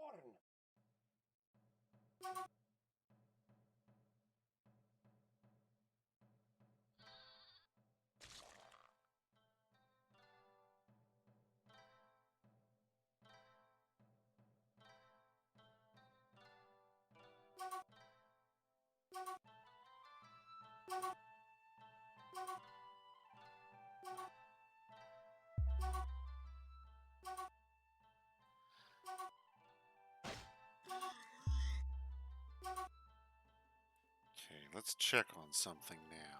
Just curious.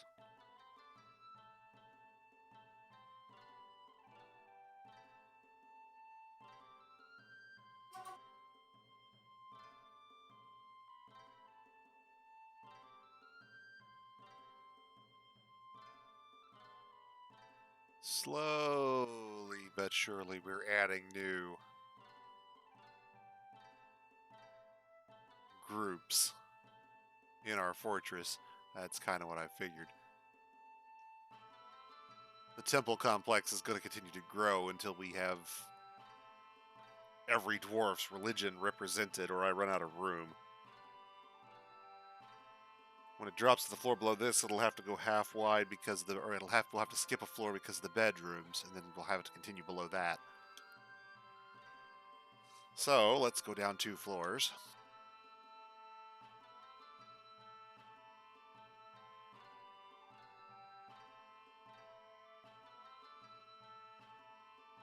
We'll just go ahead and start planning on it now.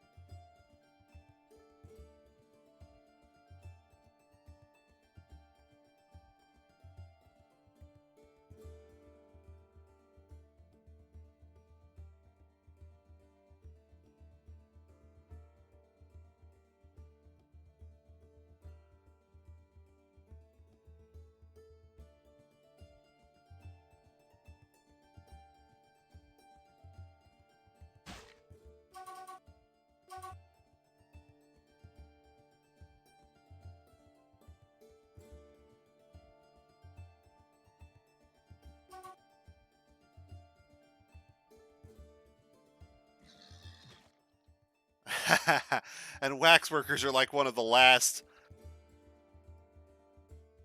Nice. Got it. Well, we'll see, because typically what I would do is I might have a beekeeper or two, at maybe at most. Beekeeping is such a small profession, relatively speaking, that the wax production is fairly small. So wax workers, you're going to have maybe one in a fortress, maybe two. Unless Toady figures out how to work around his limit on bees, his limit on hives. Give me a second here, guys. I need to step away for just a moment.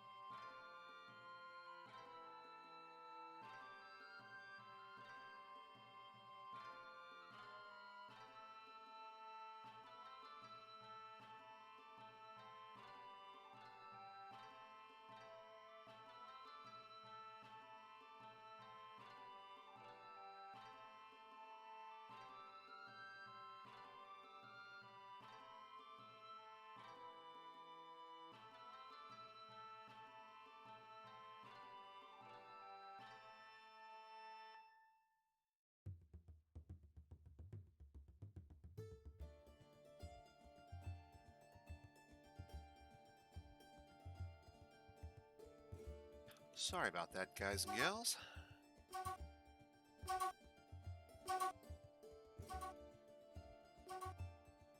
Hey, welcome aboard.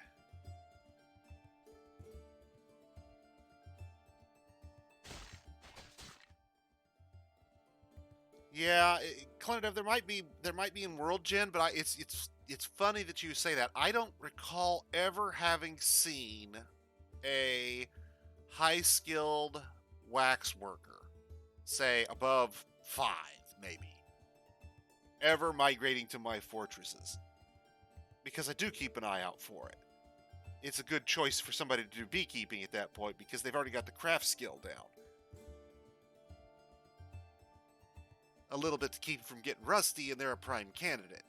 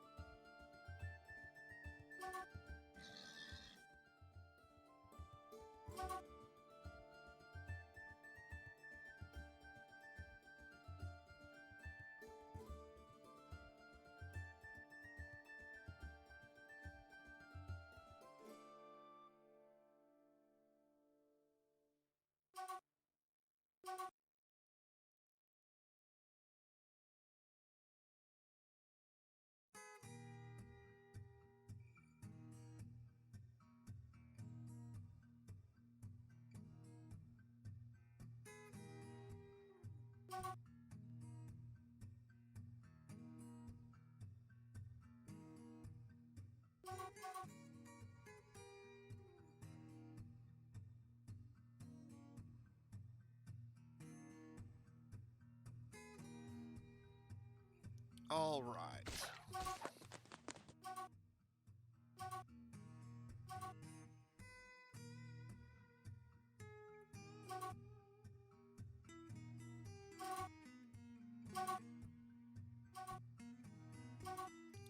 And as you can see, we've already got one of our civilians standing here in an archery range, firing at the target.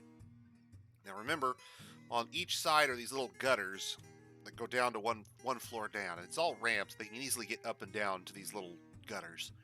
But all these bolts that hit the gutters will fall down harmlessly to the floor below where they can be recollected and reused later. Now they'll be forbidden, like all bolts, to start, but you can simply mass mark them to be reclaimed and pick them up later. Done.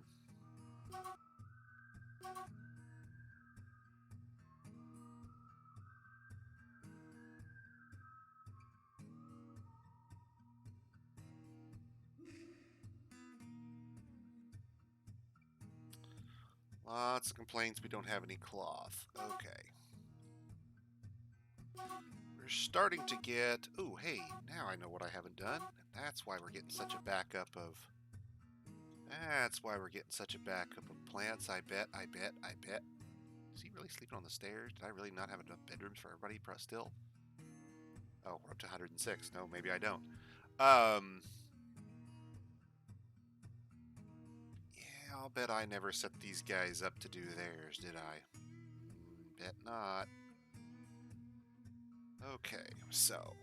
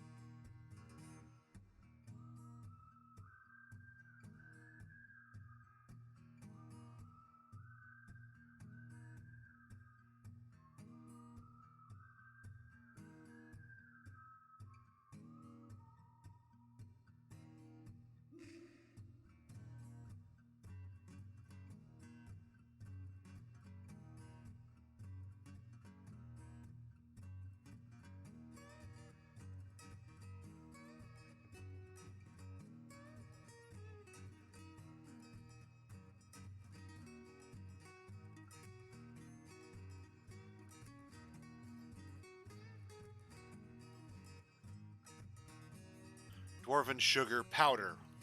Dwarven sugar powder is less than 10. So this will tell us if we have sweet pods to be processed and bags to process them into, we will grind them up, make ourselves some dwarven sugar, and stick it in the bin.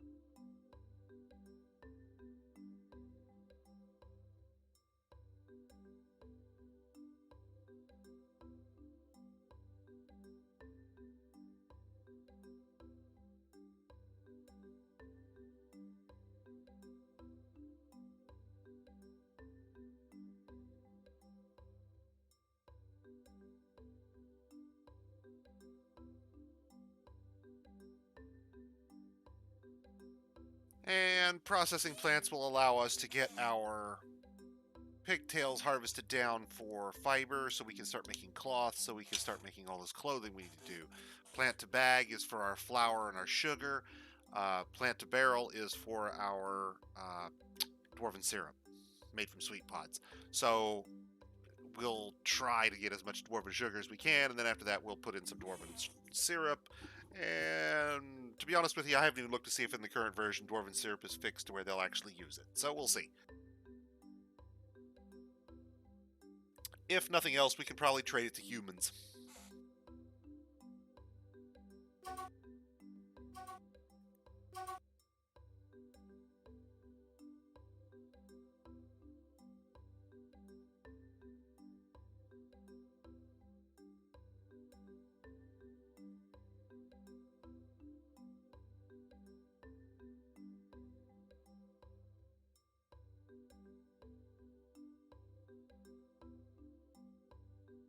And we've got a quern or two up and running, so we should probably look at doing millable plants as well.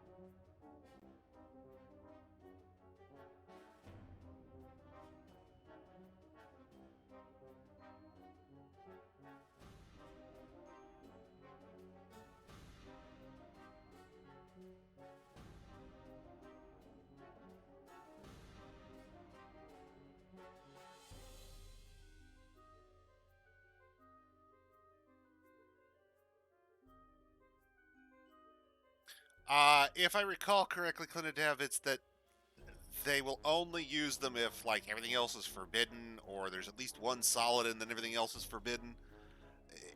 If I remember right, it's just not quite working properly. There's something that's just not quite. They favor the solid ingredients first. It'd be nice if there was some sort of priority list. There's your wish list thing. Kitchen priority list for what do you cook first.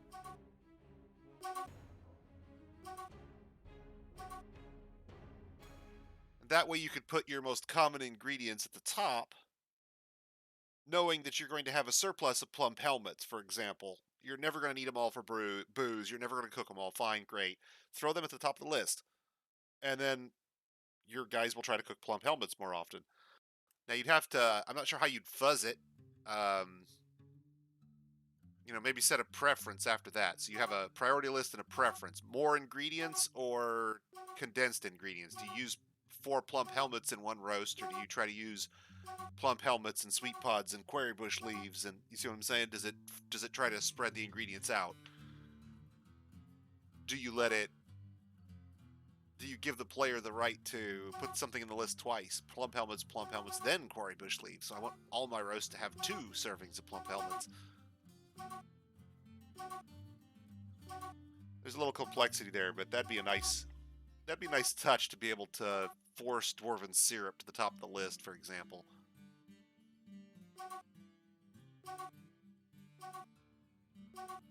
dwarven syrup and dwarven flour. Dwarves like beer and pancakes?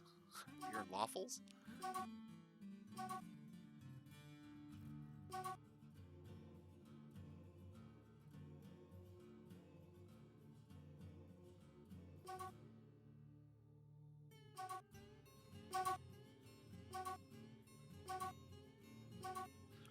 And what's really going on here, of course, is that we are simply not producing cloth fast enough to keep up with our gigantic, monstrous demand down in the cloth processing room. So we're going to add another couple of farmers' workshops here to spread out some more processing here.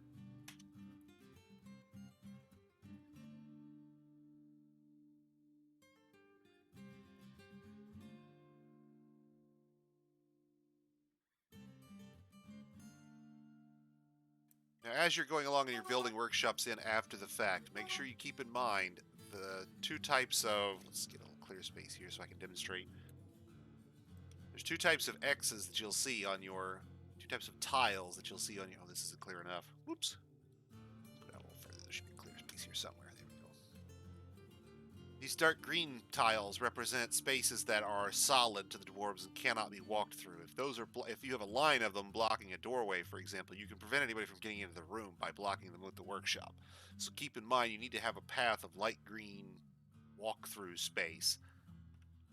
You'll have to forgive me. I don't know what the difference is on the ASCII. I can't do the ASCII. I apologize. But I could put this here safely because the dwarves could walk through the middle of the workshop to enter this space. But if it were all dark green, then it would block here.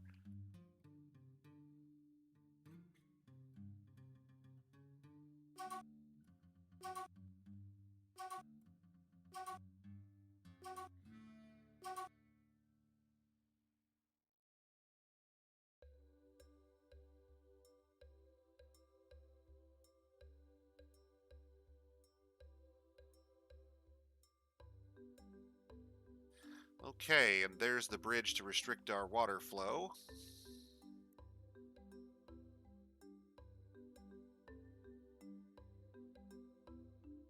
They'll be along to link that up. Once that's done, we can actually start flooding the well. It'll be good to have a water supply. Now, a couple notes about the well that I didn't mention earlier, and I probably should have. You'll notice that my well goes down several levels, not just one, but multiple levels. There's a reason. If your well is only a level deep, you run the risk of them bringing up mud with the water. So if your well is literally one tile deep, they're going to bring mud up in the bucket. If your well is 2 tiles deep, you're fine as long as the well doesn't drop too low, because then it gets back to where there's only one block and they bring up mud in the bucket. If you want to avoid the problem altogether, realistically, you dig a deeper well. It doesn't have to be super deep. Adding a little bit of width to it will make it far, far deeper still. A dwarf will use, I think, 1 unit of water for a bucket.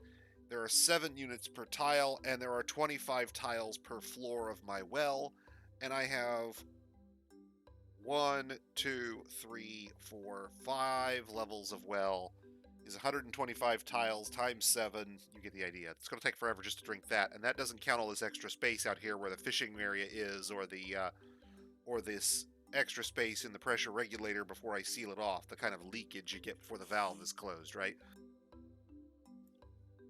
That will more than supply water use for a enormous amount of time, even if nobody's around to open the lever and let water in.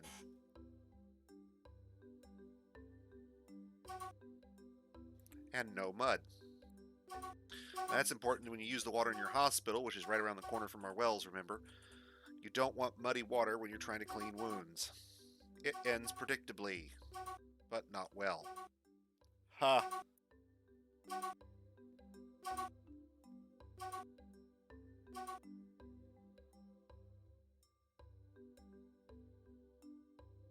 Yeah, I guess I can do that. I guess I didn't think to force them to use meals with a particular ingredient and force them to, dwarven syrup 3 times in a dwarven flour.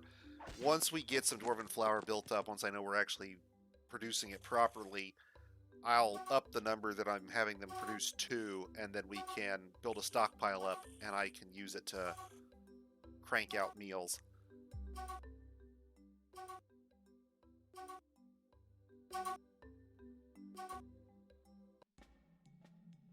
Summer Quarry is bush upon leaves are us. probably still more valuable, of course, I'm sure.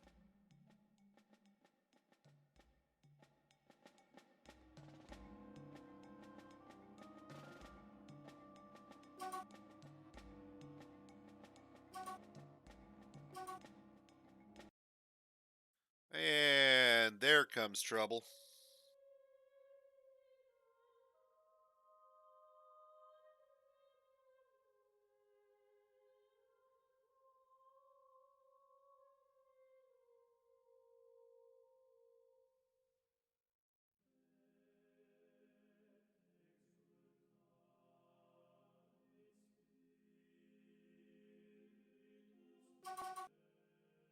Well, let's see if we can get everybody indoors.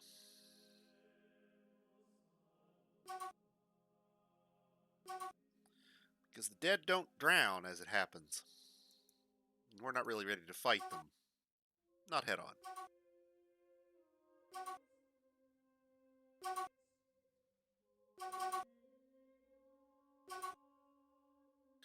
That's far enough. Those are probably invaders there. Let's take a look. Yep, Goblin Crossbowman, Dwarf Hammerman. Yeah, yeah.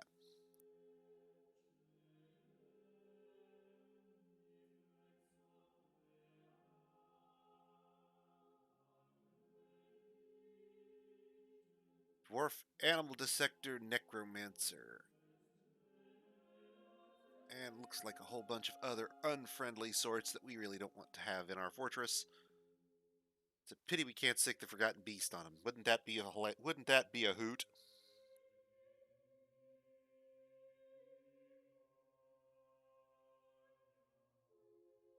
Well, good news. Some of the cage traps are up, so we're going to capture some of them. Hopefully, hopefully the necromancer will be one of the ones that walks across the cage. Let's get everybody indoors now. I think everybody's probably here. I'm hoping everybody's here because at this point we're ready to seal up. Can't wait too much longer.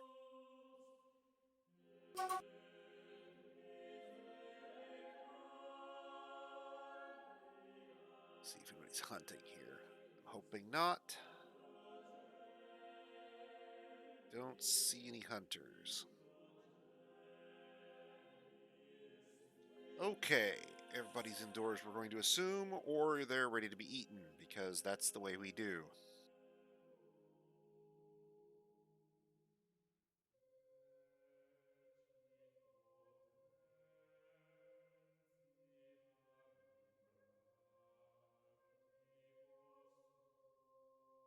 That moment where you have to check to make sure you actually linked up the lever to do the thing that you hope it really does. It'd be a real shame if somebody had, I don't know, forgotten to maybe. Damn well better be active. What the?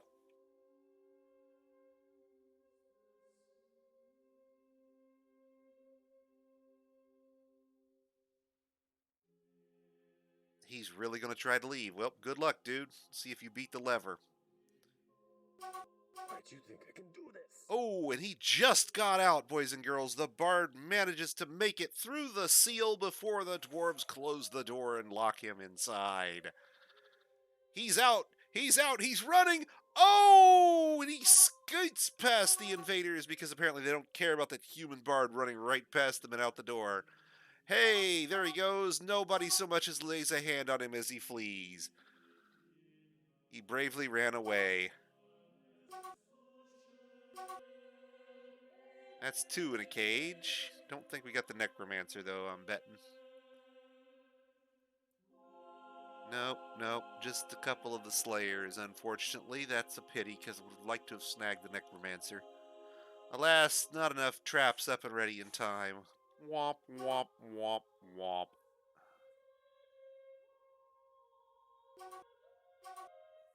Since they follow consistent paths, it's very unlikely that we're ever going to catch anybody else. Okay.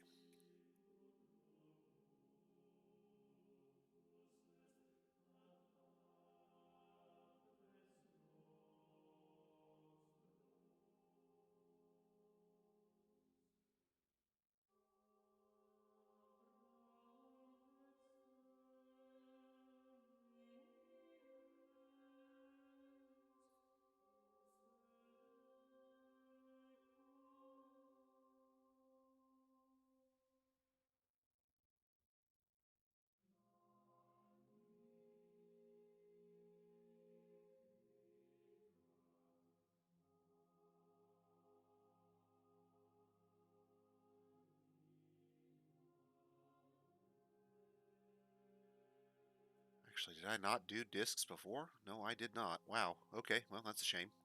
I'll take advantage of it now, then.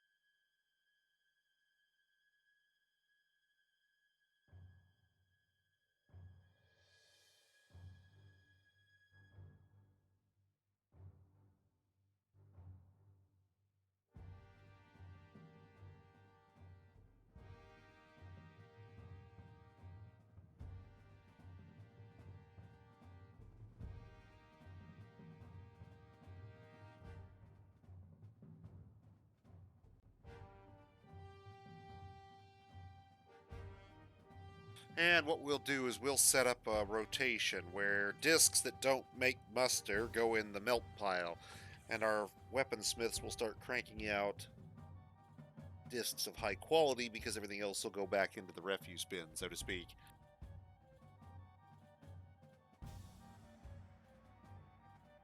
I forgot to be still rampaging around the caves. When will the beasts get their lucky hit? Stay tuned!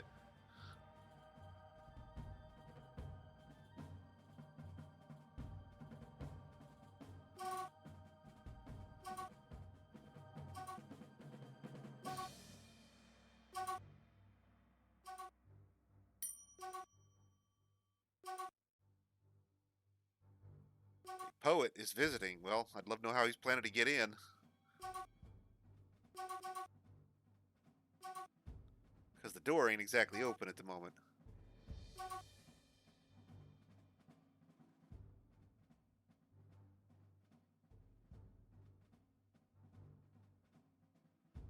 He's out there hovering way out on the west edge of the map. Here's our entrance. There's the poet. Here's the undead coming down from the north. If he's smart, he may hide on this side of the pond long enough for the problem to go away. If he's fortunate, the undead will leave with their necromancer. We will see. If not, it could be a minute before we're ready to actually let anybody in.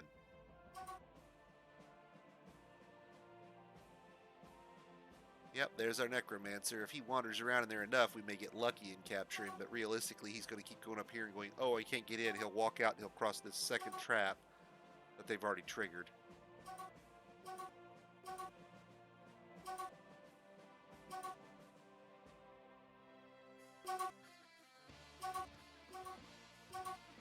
Right up there on that door, and then I assume he went back up because there's no getting in there. Yep, he's going right back out. He'll walk right straight across. Miss the traps. My kingdom for a slight randomization of his path. Step south, little man!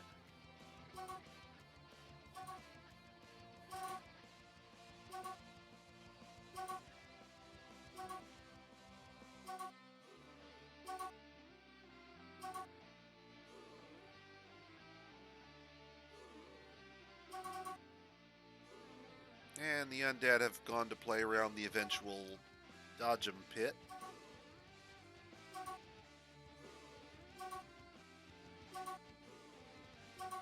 So the good news is there was kind of a defense already planned here, but it's not hard. It's not strong enough for me to open it up and from the inside and continue building it, really.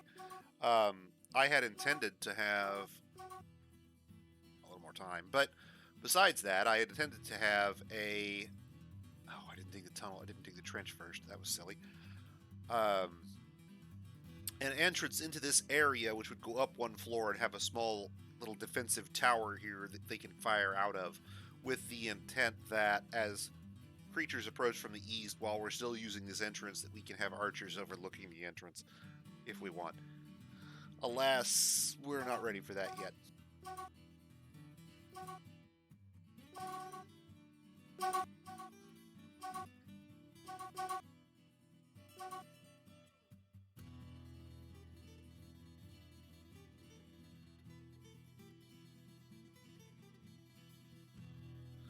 got the door locked. That was good.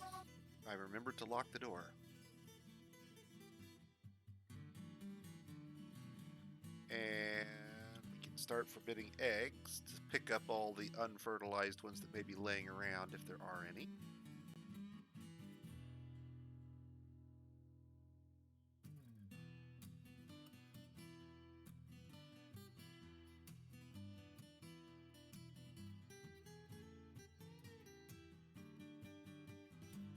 Now see, these non-fertilized eggs, we want those collected. They're never going to hatch into birds. We want them collected for food production. So now let's make sure all of our birds who have been born are assigned to pastures.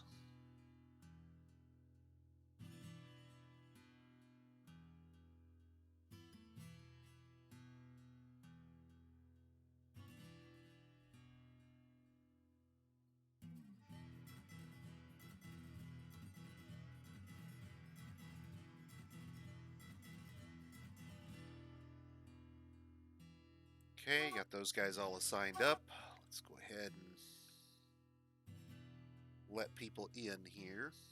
Get those eggs and put folks into the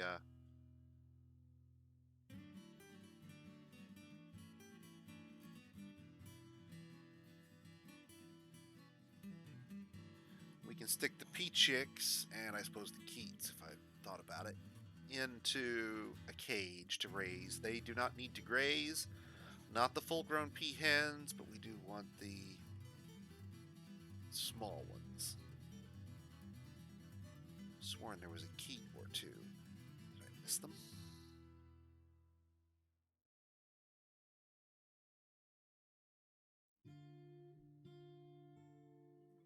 Oomph. Must have. We can stick the juveniles into the cage to be raised. Come back and get them when they're full grown. Make use of them then.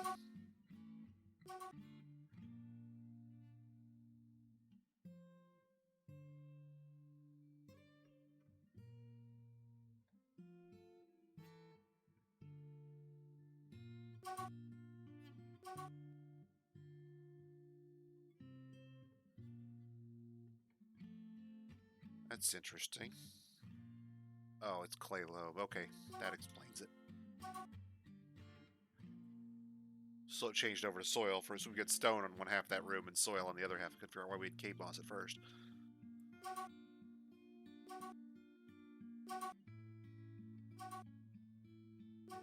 And our bins are starting to catch up with our ability to store things. That's good.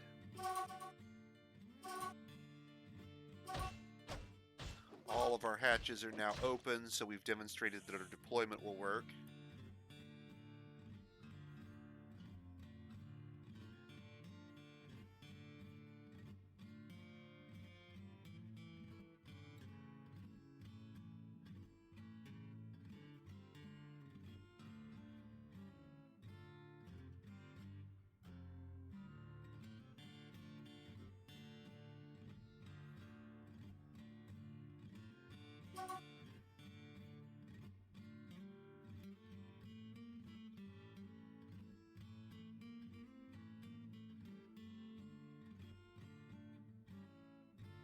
Get our reservoir stopper hooked up.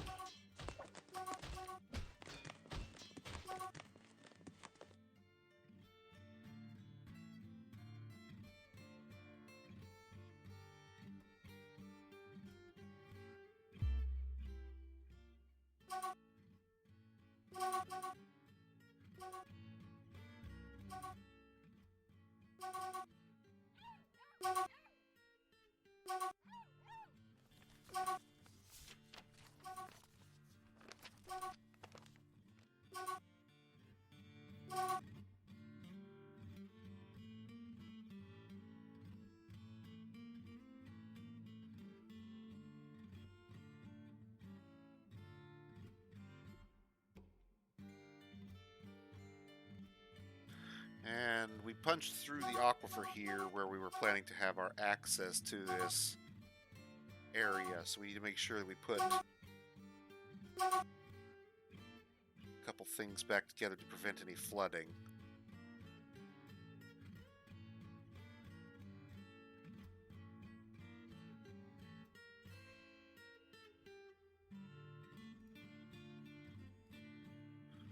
So we'll wall up the upper area and we will smooth out this lower area.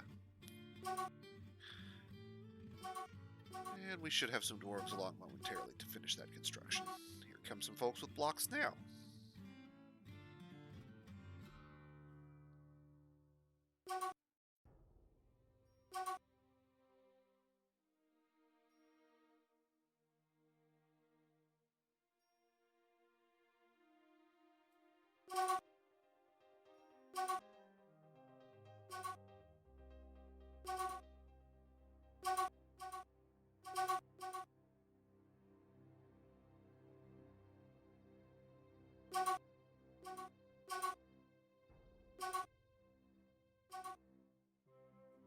And because this is a light aquifer, we just have this little tiny trickle of water to deal with. No big threat. Our dwarves will come along, get this all walled up in no time.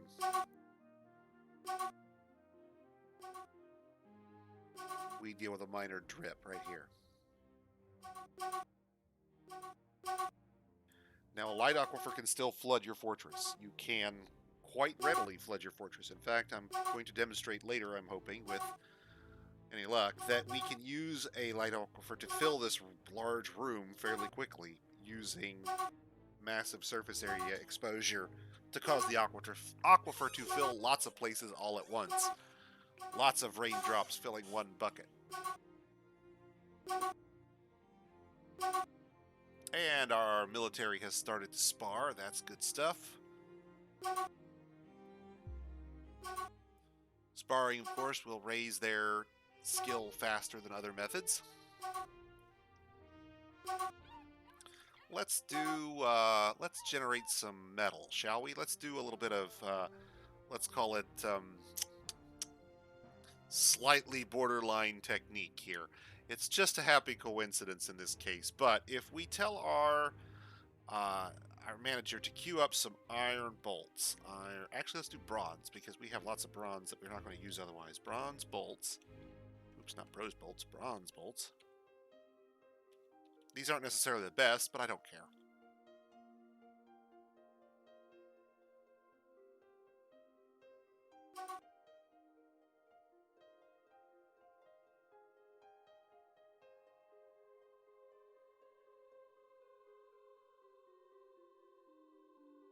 We'll have him use bronze bolts, because they'll use those for training, for at least at the moment anyway.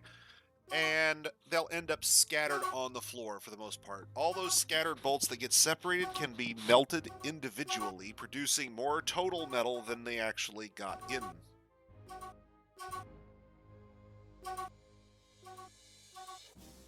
So we'll take, 1 bar to make 25 bolts, and then we'll melt 25 bolts down, and we end up with like 2 bars coming back. Now, some of them will get wasted by firing. They'll get broken in the process of training. That's fine. It's not designed to be an infinite cycle.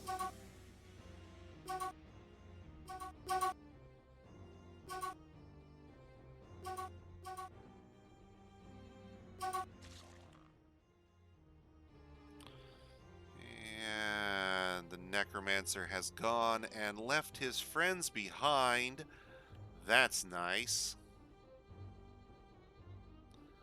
Queen's consort is on hand here.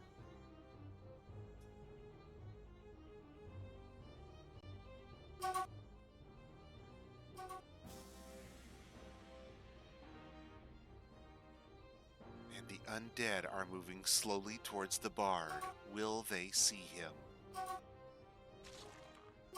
Is the bard smart enough to creep away in the woods and leave our fortress behind? No, he's not.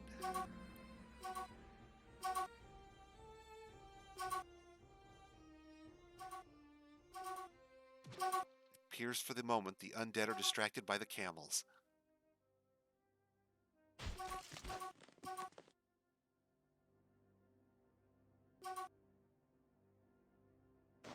I don't think we ever got this thing linked, did we? No, we did not.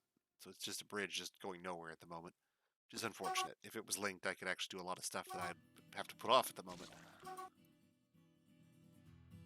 Well, let's see. I guess if we can't do that, then we need to look at maybe doing some...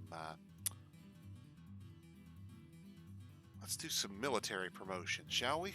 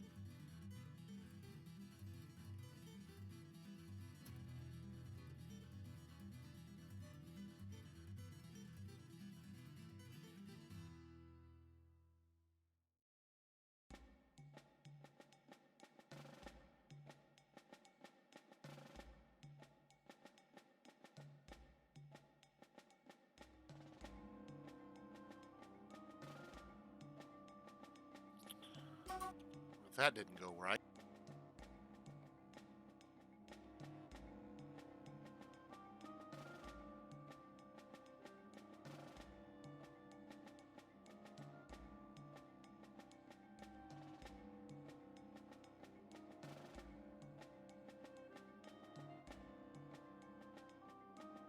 I was hoping it would tell me his.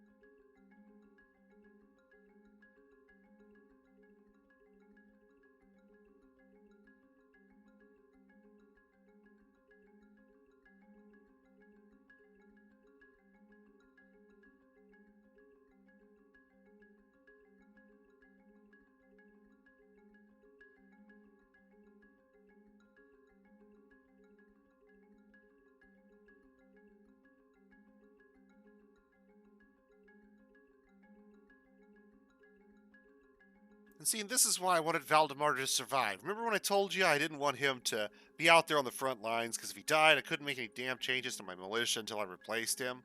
Well, now that he got himself washed out into the caverns on Kevin level 1 and then eaten by a forgotten beast, now I can't do anything until I actually replace him. See? We're back to the same problem.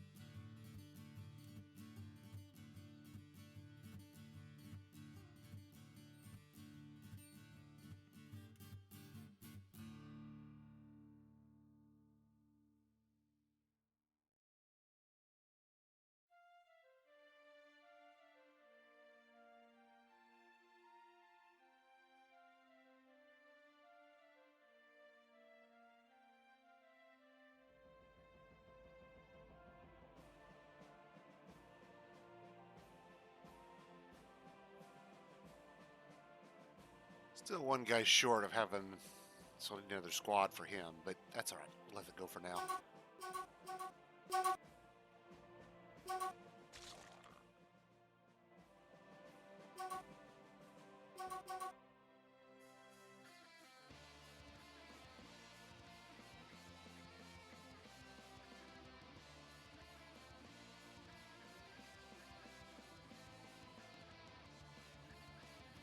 And the blue pea chicks have hatched, so it's time to stuff them all into cages. This will take a minute.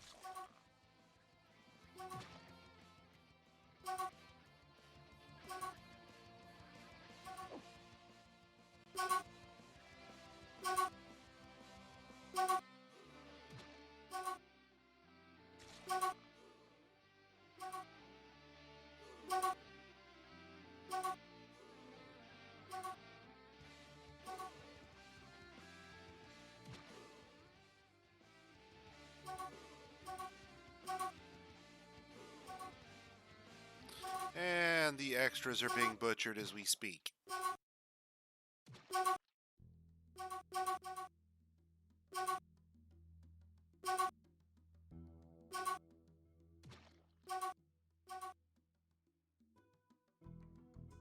Now, when they're this young, we're not getting anything out of them but skulls.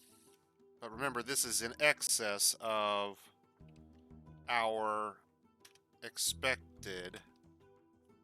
Let's see. Did we do peahens? Did we set them up properly? No, we didn't. We really didn't. So let's cancel that. Let's see. Remove butcher orders. Yep.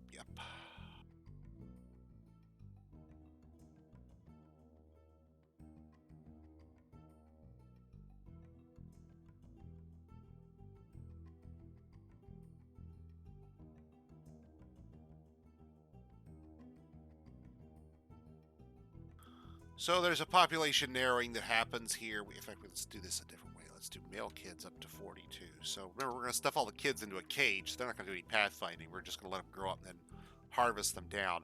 20 female adults is enough to populate every nest box I have in that room, without counting the fact that I have geese and other assorted animals that sometimes get stashed in there along with our egg production that way. Once we're up to that number, we will simply open the doors and let the egg harvesting begin. Now that I've cleared this, we've got enough population cap allowance for them, so that they're not going to be rebutchered. Didn't realize. I thought we had actually had more eggs than we did. I didn't realize it actually not set the population cap properly for them.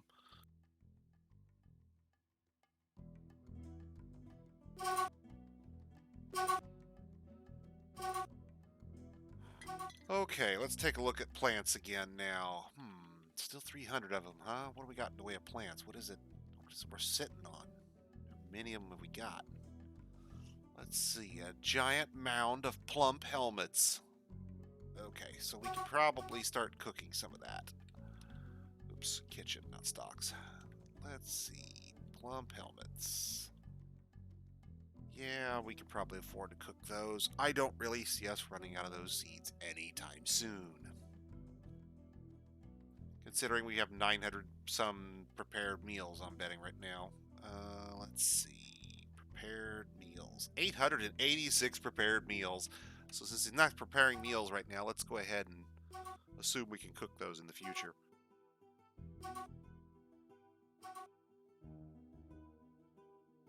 How are we doing on rock pots? Did I set up a pot job? I did set up a pot job. Making pots very slowly. Okay.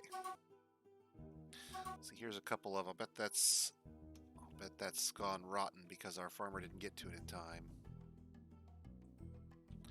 Or is that what pigtails look like and I've just never noticed? Nope, that's just pigtails in this tile set. Man, that looks dead to me. I hate to say it. It really does. I am a dead plant. Pluck me now.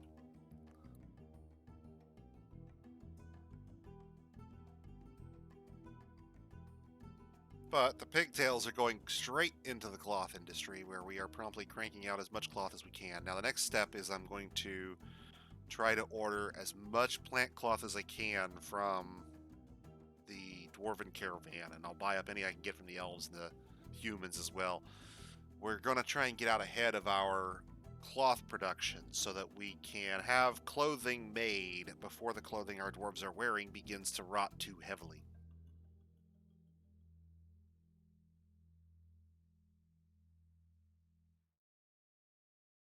And I realize we didn't set up our jewelry crafting and crusting stations properly, so let's do that.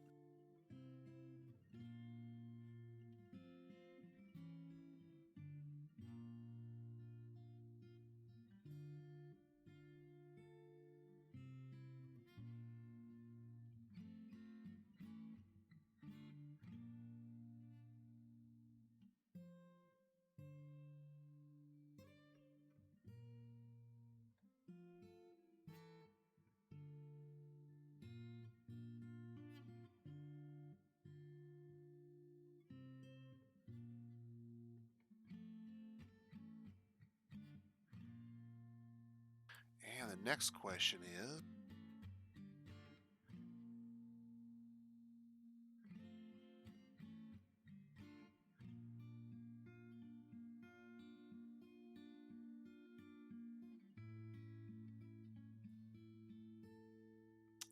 I think I turned on auto cut gems. Did I not? Yes, I did.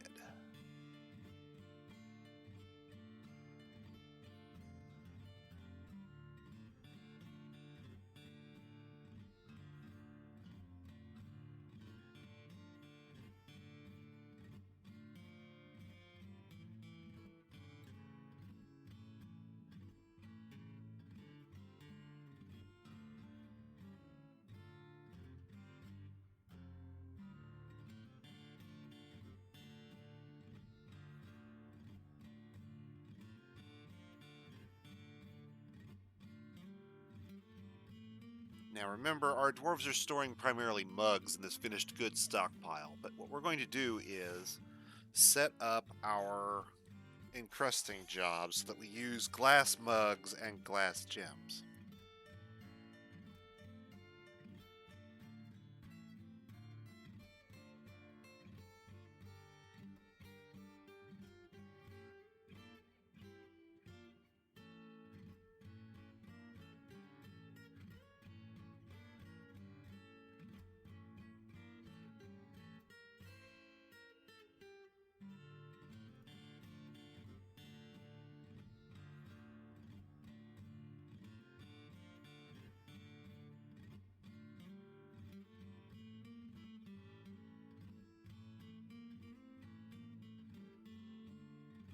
So we'll improve our finished good goblets.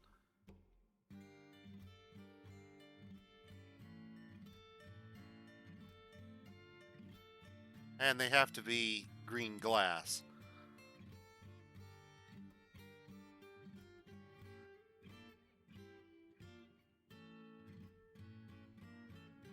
And then we'll go on an encrusting spree and we'll encrust them.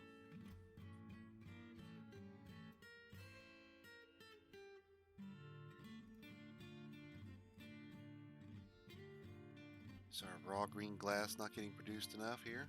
Apparently not.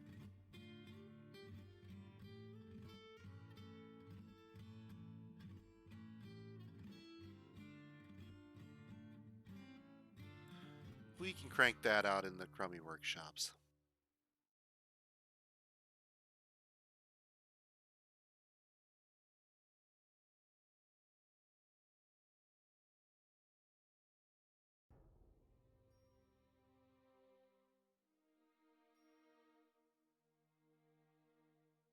And we'll limit how many shops can do that because we don't want too much demand on our main glass crafting workshop. Should be enough there to get that done.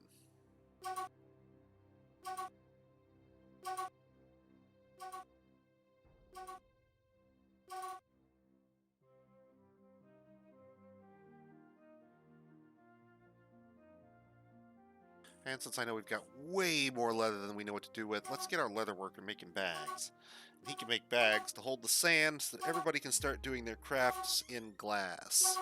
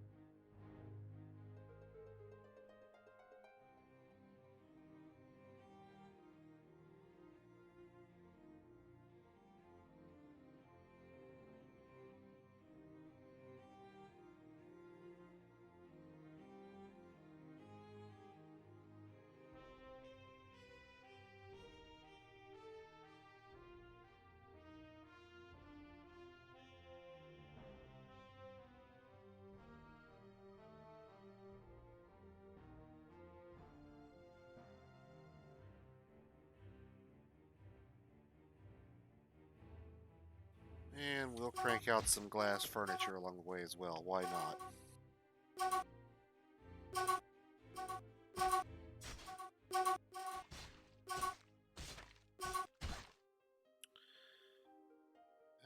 And it looks like they caught the poet. Oh, that poor poet.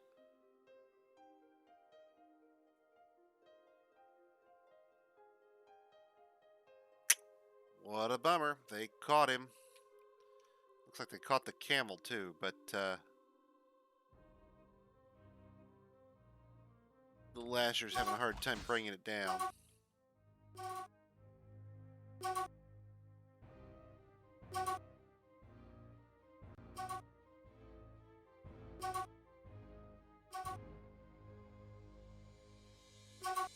Actually, wait a minute. What am I doing? Oh, there's another way to do this. Oh, what am I thinking? None of these guys are...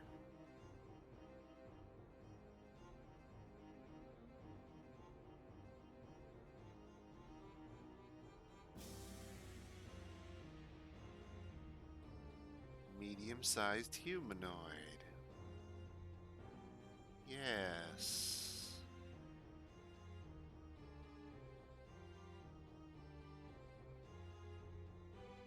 Okay.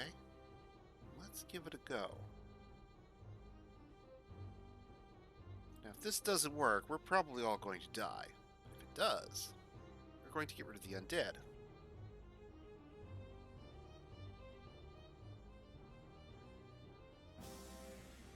Make sure everybody's told to stay indoors so we don't get any of our people out where they shouldn't be. And then some folks should hopefully come along and start flipping the lever. And what this should do is eventually, slowly, methodically, bait our undead friends into the fortress a little bit, whereupon we can squash them with the bridge. Alternatively, we may be able to lock enough of them in that it doesn't matter. A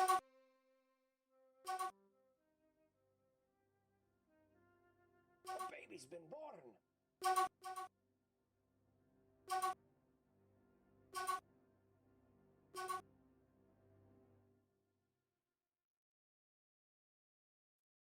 Well, Moldath, if you get out... Oop, damn, Moldath, that was a shame. Shouldn't have tried to go for the drawbridge, buddy.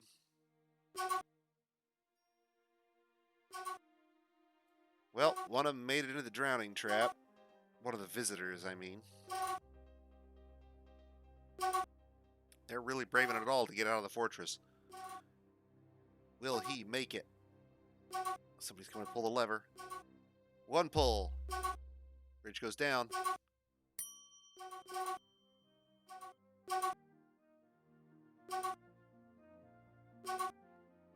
I don't think this is going to work. There's too long a cycle between my dwarves getting to the lever and actually pulling it reliably. Too long for the undead to slip through.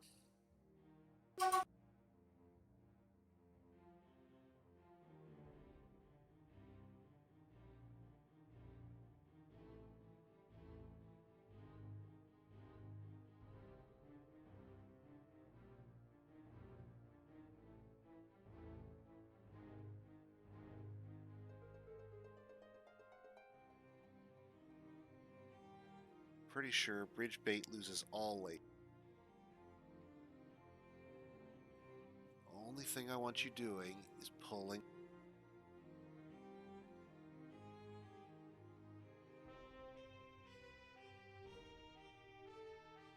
Let's see if we can get a little progress this way, maybe. Maybe.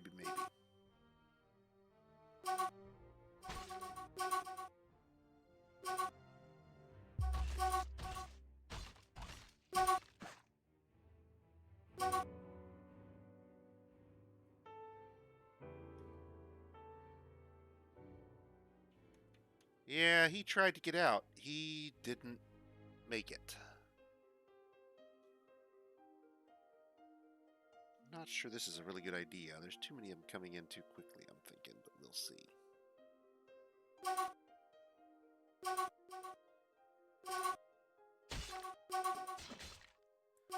It looks like they're wandering off now. Maybe they've decided to leave after all.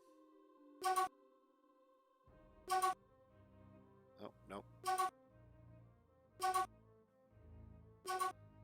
trying to make up their mind, but the problem is it's taking too long to cycle the bridge, and every time the bridge is closed, they wander away, and if the bridge is open, they wander back, and the cycling is taking too long.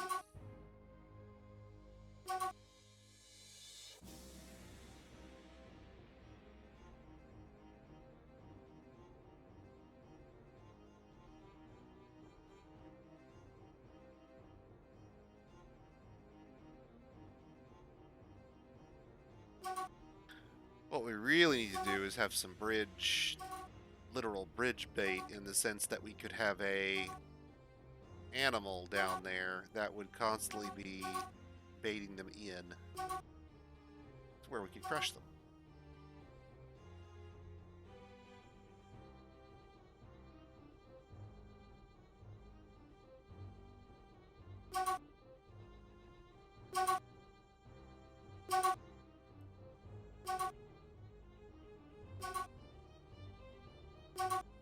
Okay, so plan B.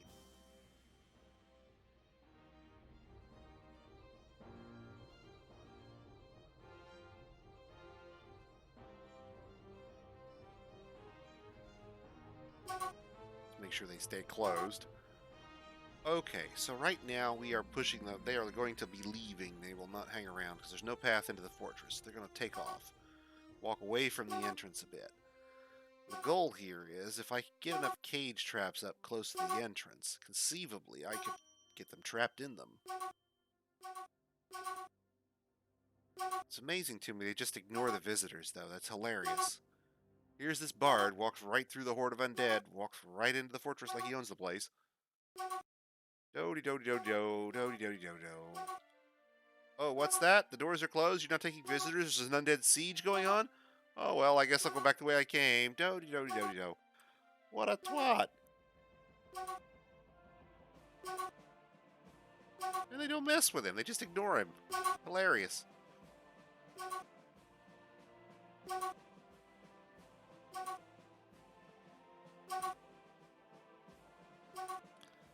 If I get him to wander far enough out, then I can try to get some traps up quickly.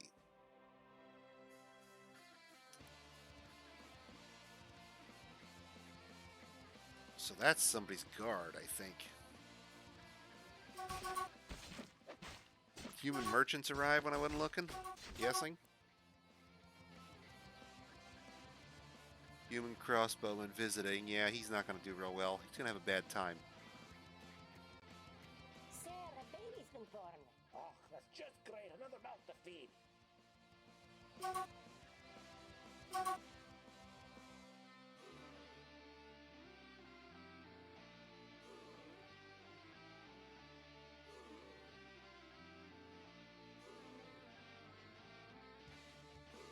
Let's make sure this is working properly, and then we'll go ahead and get the water running at least.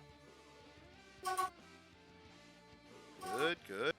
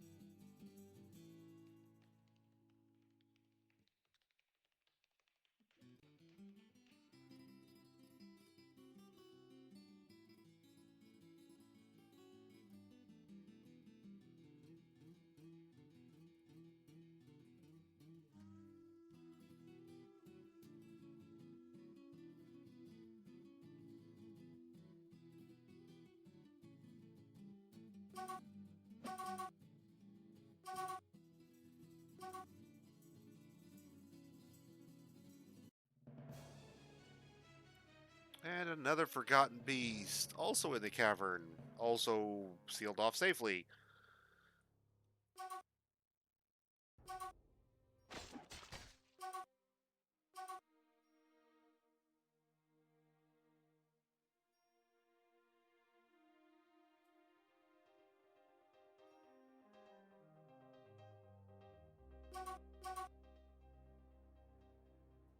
Poet being chased down by the undead.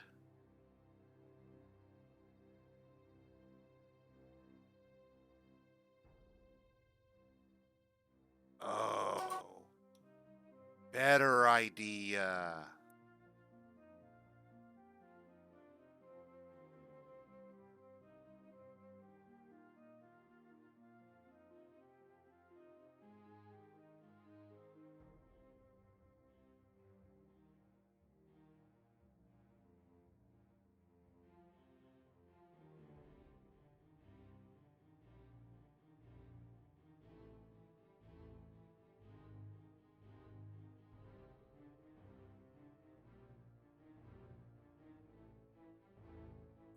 Yeah, that'll be a good start. I got an idea. Somebody give me some light bulb emoji or something over here. We can stick a bunch of cage traps in this long, narrow hallway, stick a door at the end so nobody bothers, so none of the intruders will bother my guys. They won't see them. As they come in, they'll just cage trap themselves one after another until they are all gone. If there's too many, then we'll block them off trying to come in up top and prevent them from doing it. We can lock this door down here and basically prevent our guys from getting in once we're ready to go. All the undead will come in, all the undead will get cage trapped. We can set them aside for later and figure out how to use them in our undead trap later.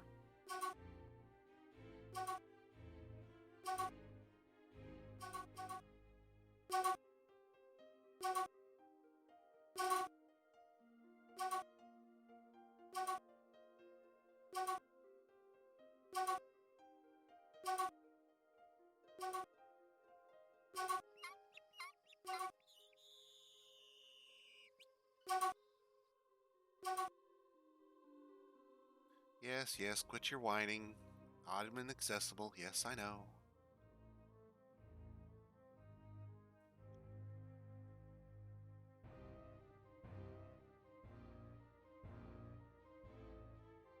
And we did not get rid of the lever. Not sure if we could do this with it closed, but we can try. I can certainly get enough cage traps up to deal with the remaining undead, though. That's more than easy enough, so we can easily capture them all. At which point, once they're all captured, we can set this up a little better for next time. Okay, guys. It's 11 o'clock. We've got an ongoing siege, so next time we're going to come back and resume, capture all those undead in our traps, rebuild some of our external defenses so that we can airlock them into our fortress, and thereby clean out our traps between times. Kind of want them finished, though. How many mechanics do we have?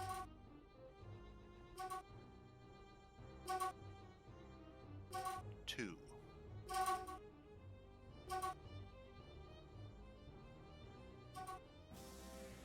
Well, there you go, Estacado. You may just save the fortress with your mechanics.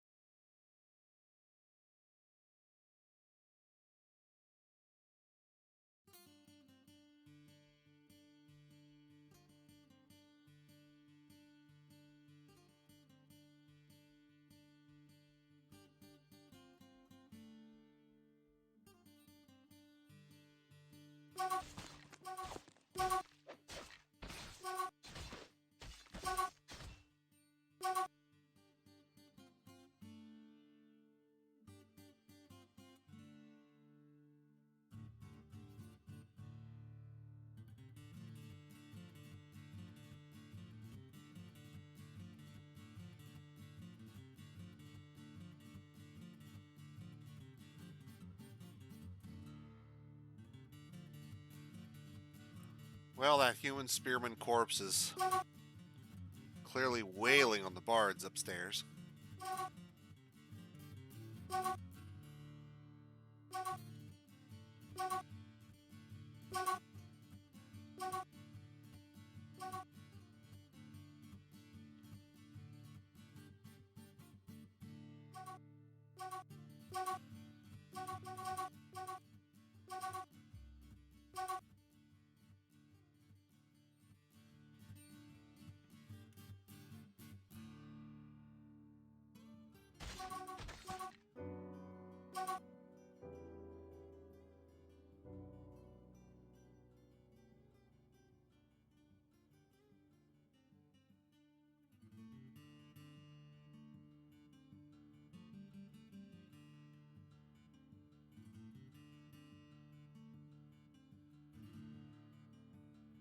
Alas, poor dude, we didn't know him at all.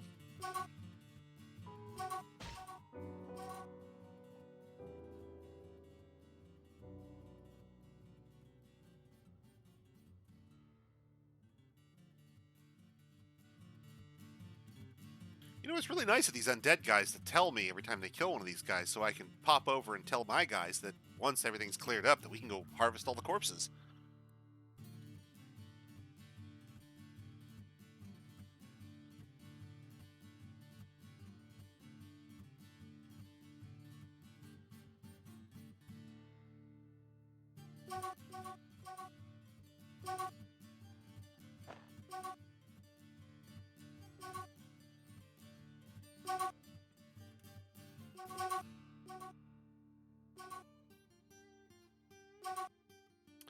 Hey, Clint, I have food for thought.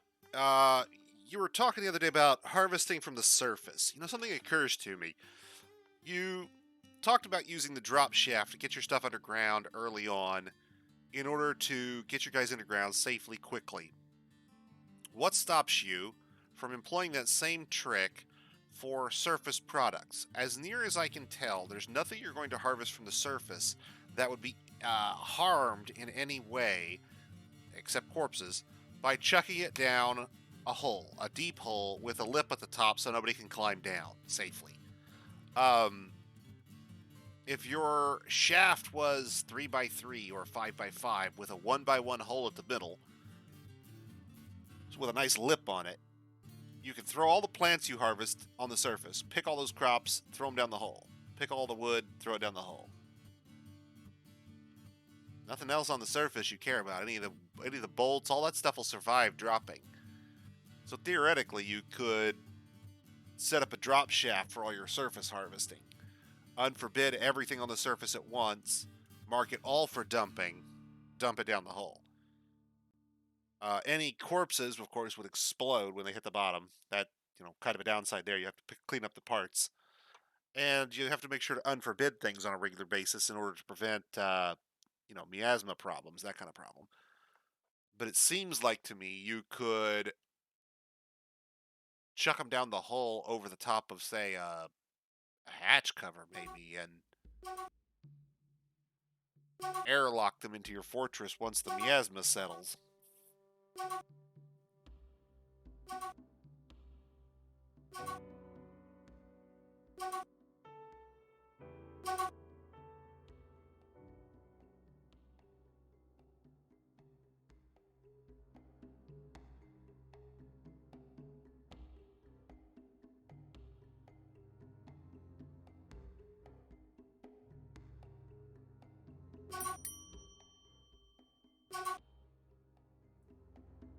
Plump Helmet Man Bard and Baron Consort of Hush Lashes. You guys come to the wrong fort, kids. You're on the wrong side of town.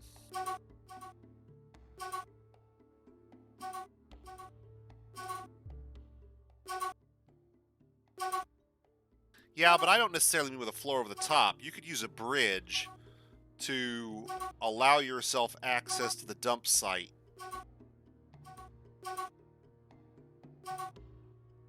And then close it back over.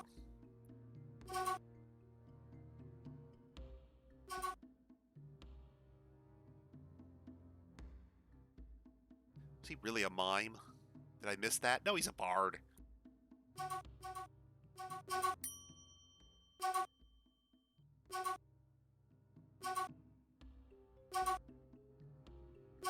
He's not a mime. He's here to do interpretive dance.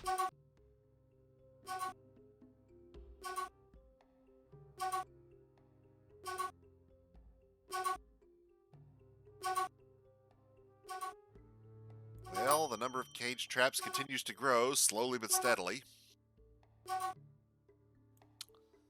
Let's check on something. How many mechanisms do we actually have? Do we have enough? We have 42. That's probably more than enough. How about cages? 46. Also more than enough. Great.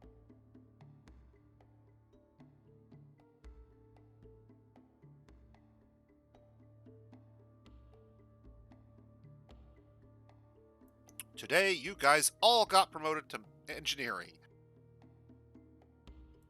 Build me a cage trap worthy of our fortress.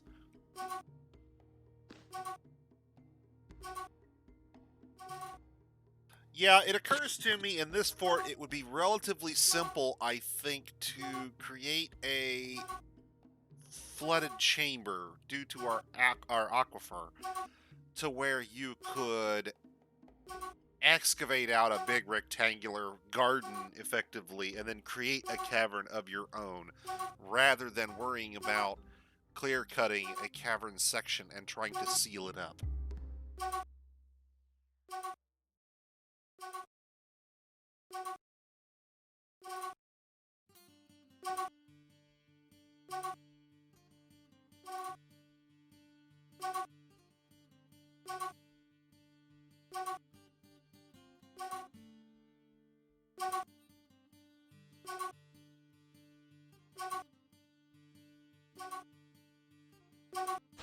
But we are going to have to start producing wood either below ground or with a larger stockpile and a massive import wave, because we're going to, if we haven't already, we're going to exhaust our supply of wood. Another reason why I want to get all these cage traps up and running.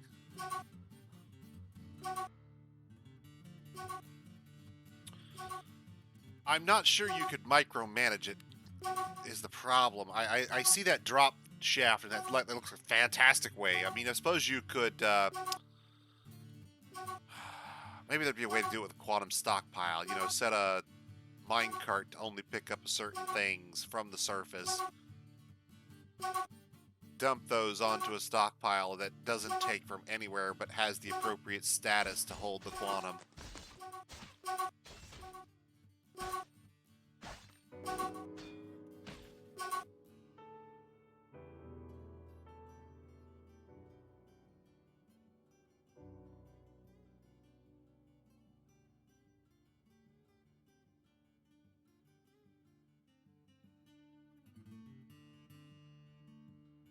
Hey, there's a book out there once we get to it.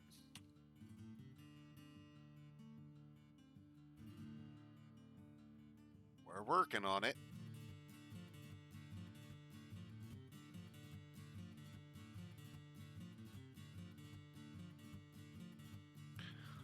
And some instruments to boot.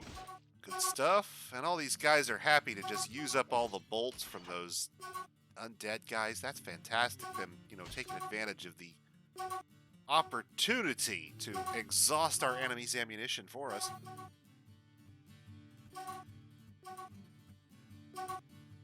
Yeah, I haven't found any water on Cavern Level 1 yet, and we run the issue of opening it to the Forgotten Beast, but it should be the case, and we will prove it out here momentarily, I believe, that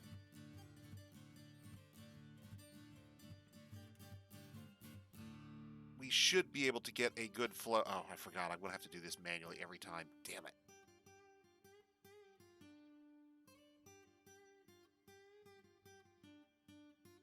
Well, let's see. How do we want to make this work?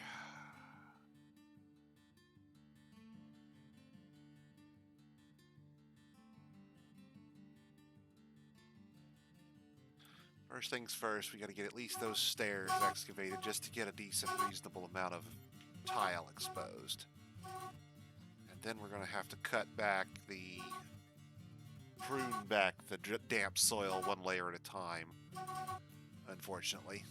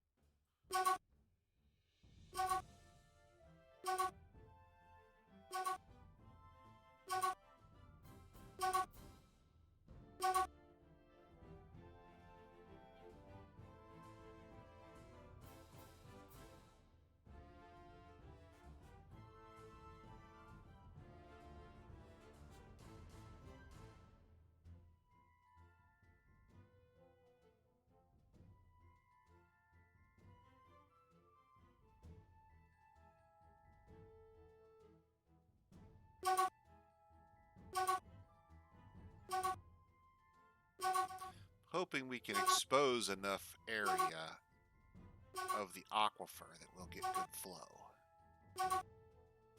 May not, though. This could be a problem.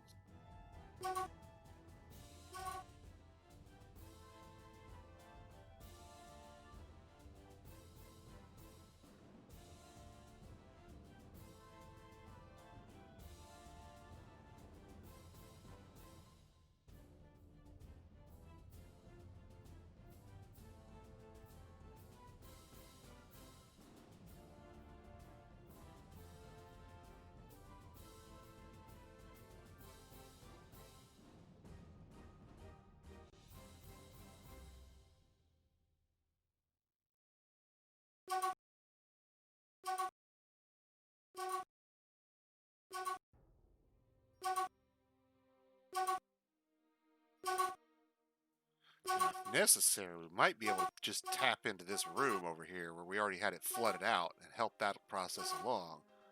Because we know there's plenty of aquifer in there.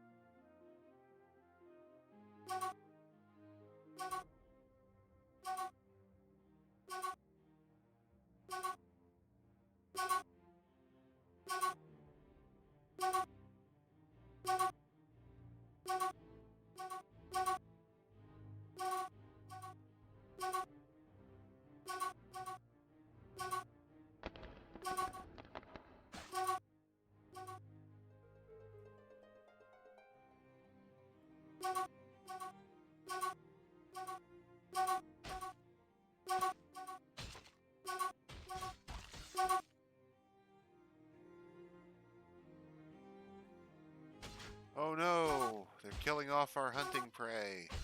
Whatever will we do?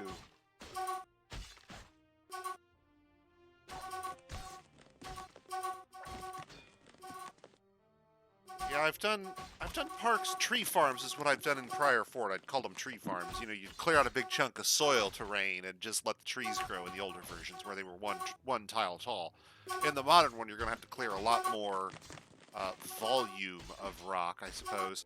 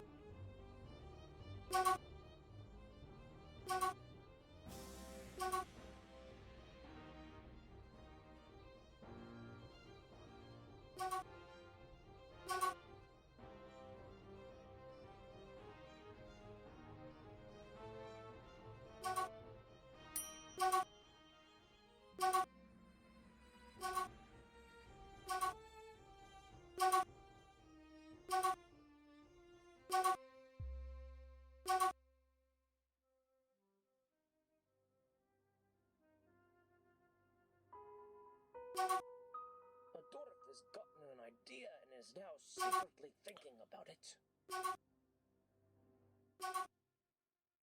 I claim this workshop in the name of invention!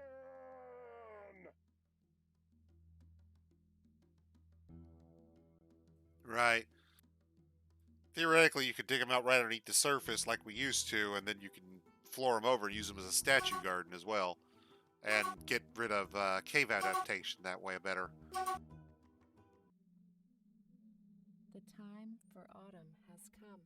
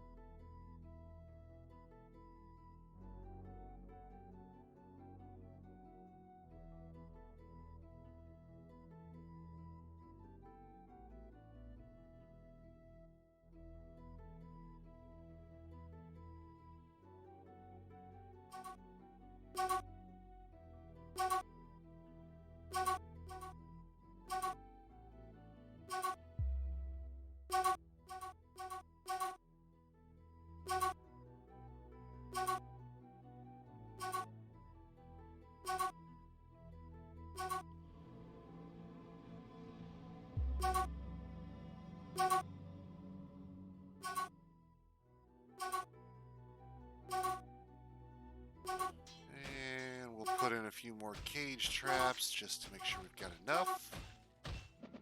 Then we'll open up the back door and let them all just rush through the trap line. And we should have more than enough. I think there's only like 28 now, is it? Yeah, no problem. 2 of those are caged, so we're good there. Just want to make sure we have plenty. Who knows? Maybe 1 or 2 of them can get through. The other possibility is that they're going to be trap avoid, and then we're going to be screwed. So I'm going to actually station the military here as well. If they do actually manage to get through, we want to have what military we have on point ready to attack it en masse.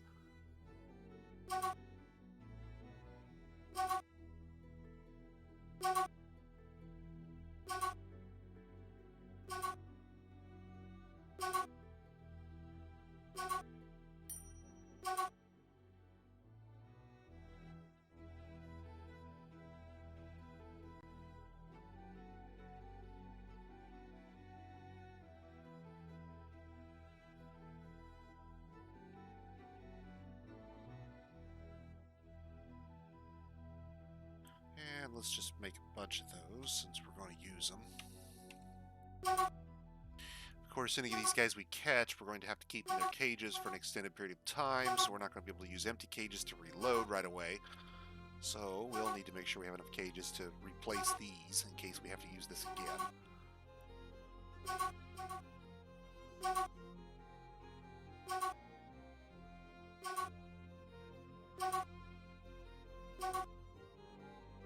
But I'm pretty sure this will get the zombies, and if it'll get those unusual undead, the damned slayers or whatever they are. Plumwood ring, yay.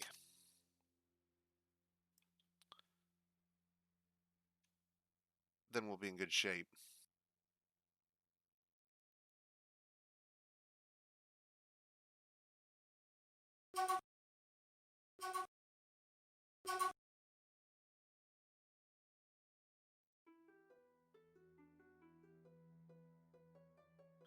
It should be more than enough traps, assuming all of these are all that's there.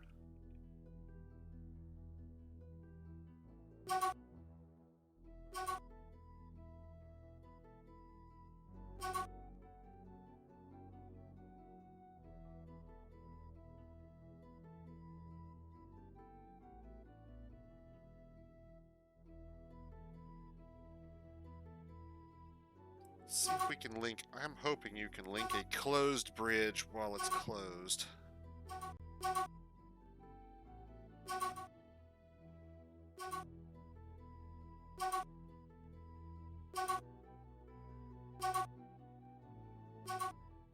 don't remember if I've ever actually tried.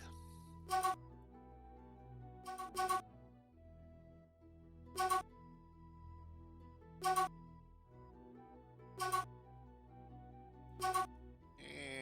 we get folks still doing military training here. As you can see, they're firing their arrows and being done. We don't have a large arrow production at the moment.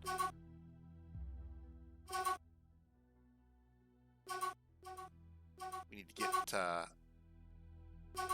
iron bolts produced if we're not already. Let's see here. We did bronze, didn't we? Okay.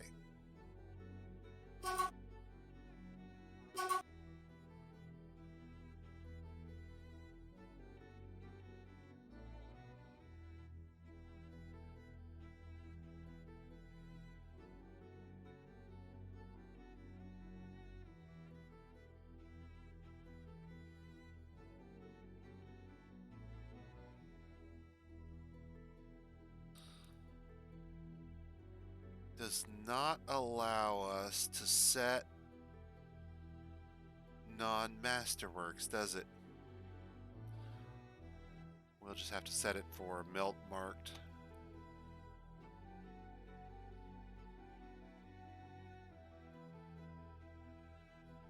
There we go. And now as long as we don't set the masterworks, we're still in good shape.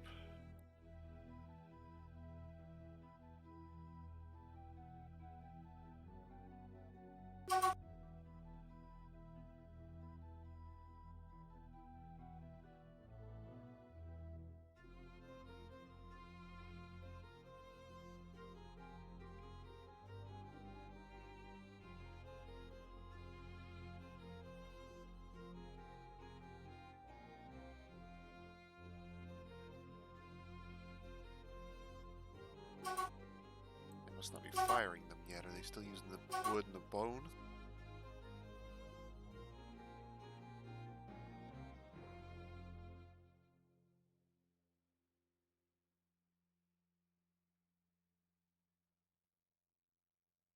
Yeah, see, look at all these bolts that have accumulated. Now we can just reclaim them, and people will come back and grab them, and we'll get a whole bunch of people training all at once.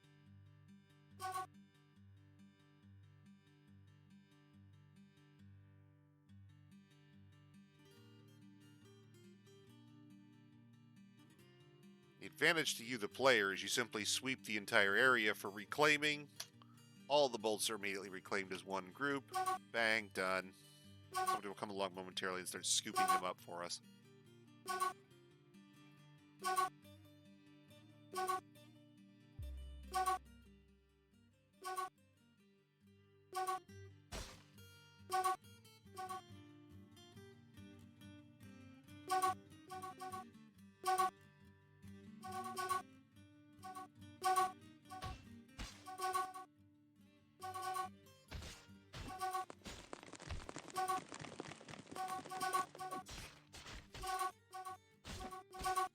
Oh, that's right. Our only engraver got squished.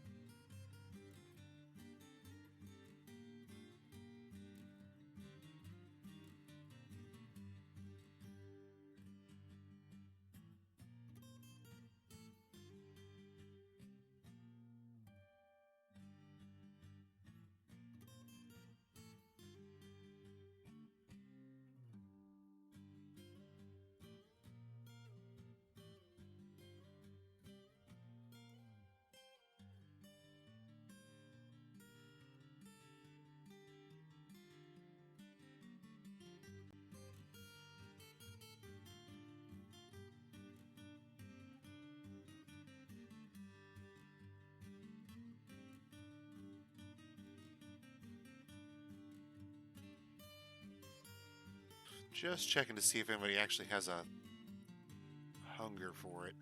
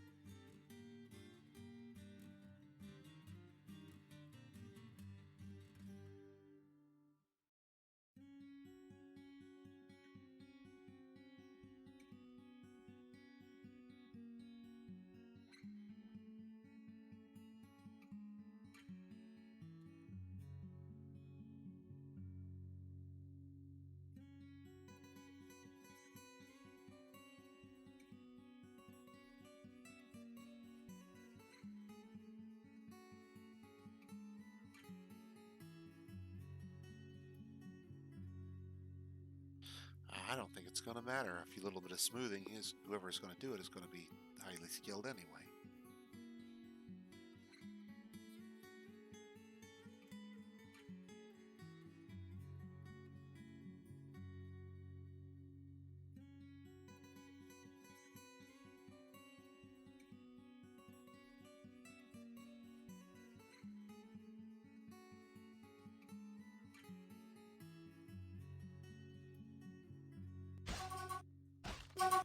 Now we should get somebody coming along here in a moment to engrave this properly.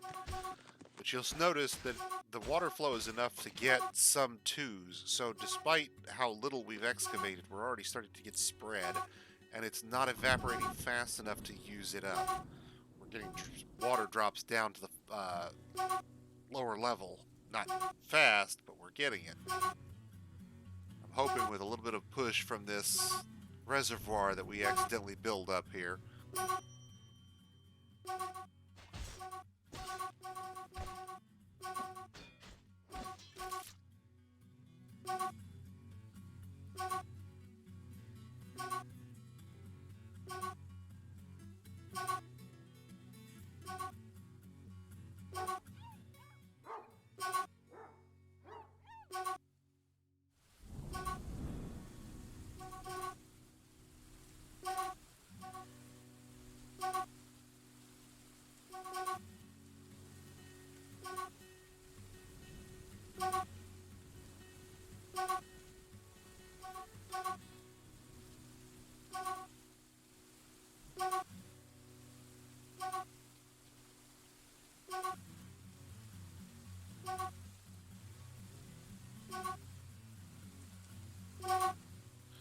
That may not be enough. I'm hoping it will be, but it might not be.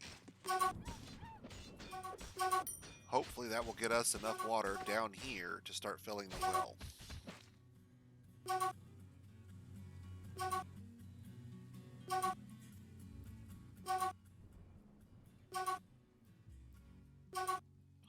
As long as there's still water everywhere here, anything that this aquifer produces is just going to immediately flood out, which is good.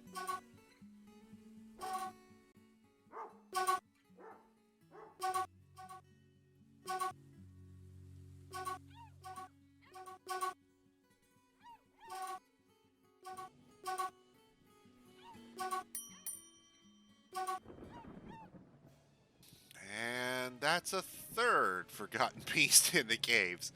So just for the record, this one is an enormous hairy leech with a square shell that squirms and fidgets with pumpkin hair long and straight.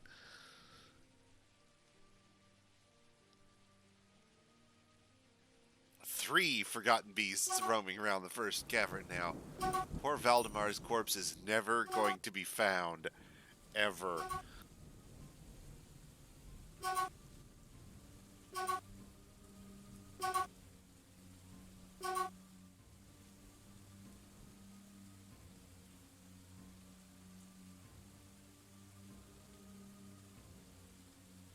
Speaking of which, we probably should get that up before he does decide to come back and haunt us.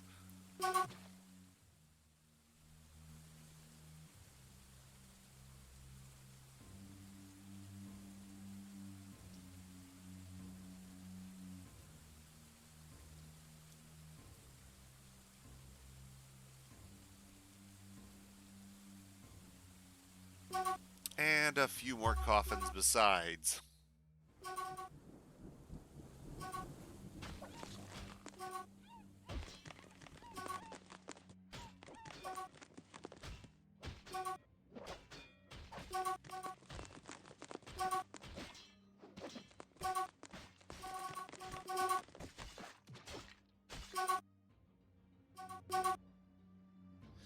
If this gets to above 2 everywhere, then we'll start to be filling at that point, because it won't evaporate as quickly. There we go.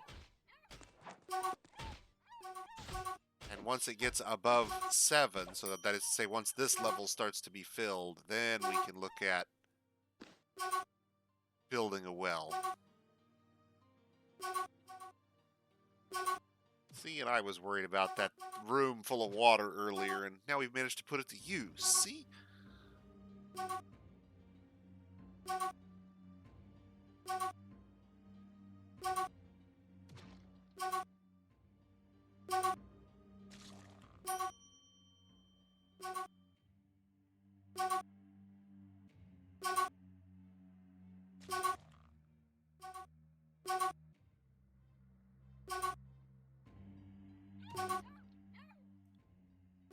It may take a long time for it. Well, no, we're doing all right. Just about to finish that first level off, which is good. There's the first 7s appearing, and we're about to overflow to the second level. Actually, let me see what we're doing here. They're bitching because we're indoors, unfortunately, and whatever the hell it is they're wanting to store, probably wood up on the surface, is inaccessible because right now I'm waiting on... In fact, we may be ready to do it now. Yeah! Are the doors done? Nope, doors aren't done. Did we cue the doors? Doors. Portals. Don't see... Yes, there it is, right there. Let's put that at the top so we don't get...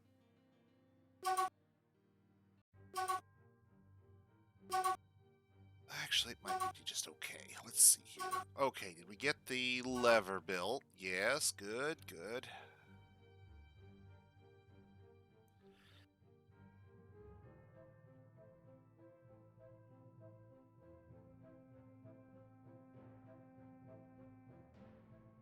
Hoping they can do this from indoors. Let's see.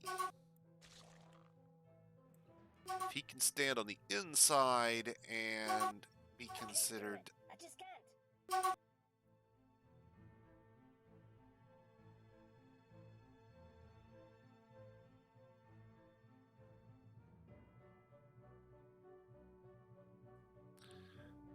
Don't see a cancellation there.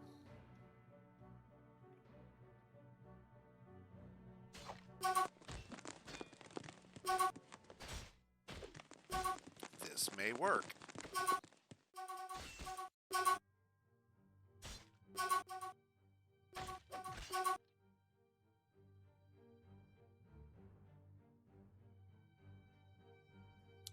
If it doesn't, then we'll just get somebody to pull the lever and run like hell.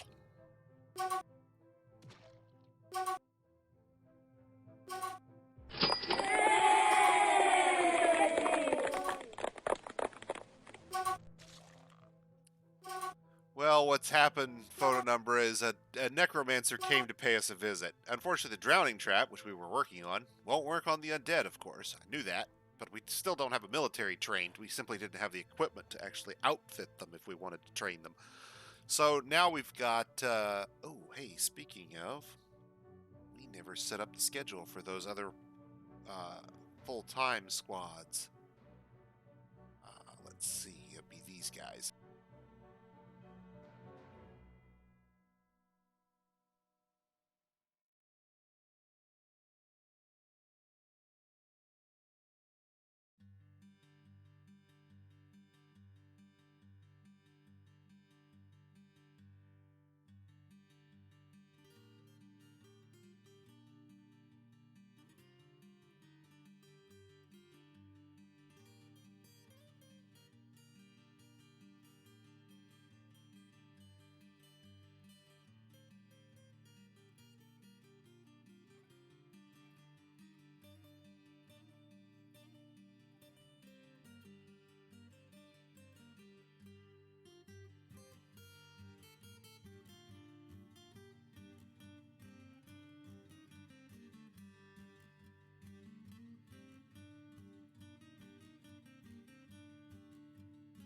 Okay, it probably helps if we tell our other guys that they too actually need to train in the dormitory or in the barracks here.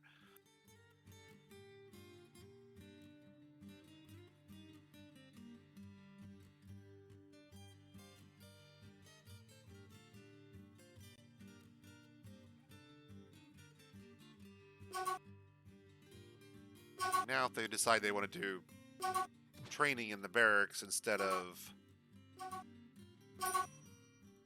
elsewhere. Maybe they'll benefit from observing the real squads in action and training.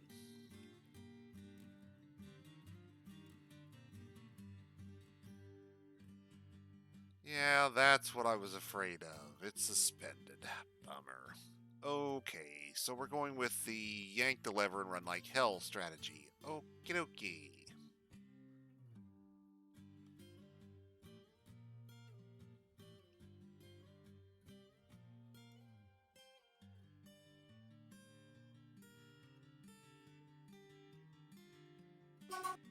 Will our willing sacrifice please pull the lever? We're going to find out. We're going to find out that this. It's only like 28. These cage traps should get them all, but we could find out that a huge number of them never actually got exposed and have been sitting up there in stealth mode the entire time, and that would be a problem. Is that our? What are you doing? You don't want to be standing there. That's a bad place to be. Okay, let's trim the trim the burrow a little bit.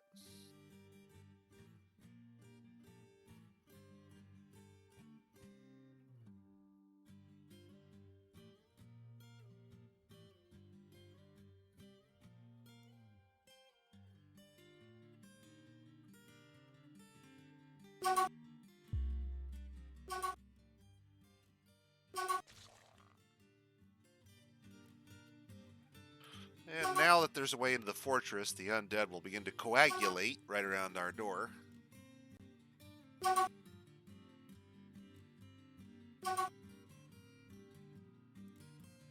No, I didn't mean congregate, I meant coagulate.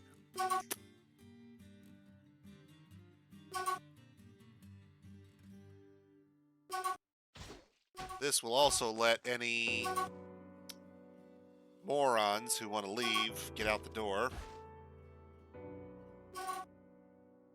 to their probably inevitable demise at the hand of the undead horde headed their direction.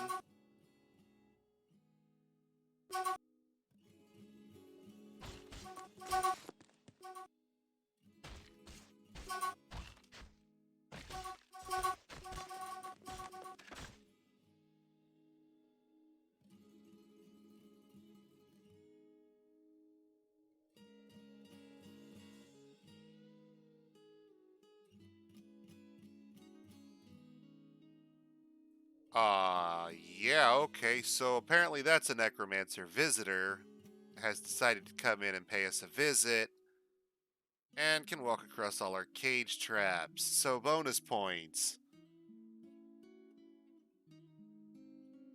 Hey, Clinidev, weren't you saying this is a bug in the current version? Because that whole row of cage traps did not fire. That's a human.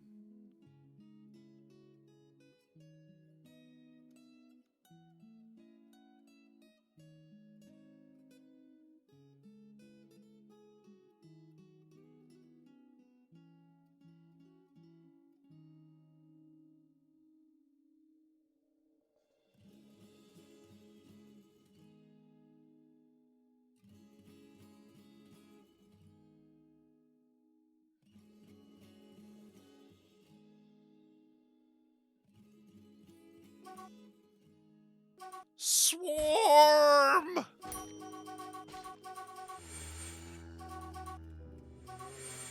If they can walk through the traps, we don't have a defense for them. It's just whatever our military can pull off.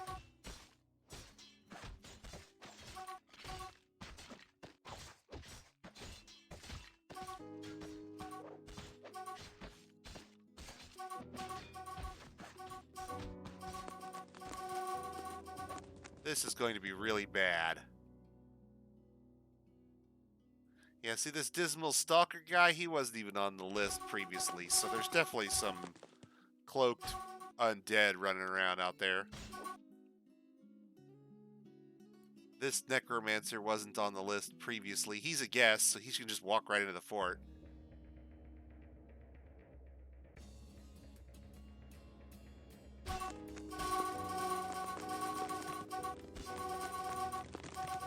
So that's going to end our fort probably pretty quick at that point, because I don't think we can stop the horde of monstrous undead from simply swarming us from inside the fort due to the, yeah.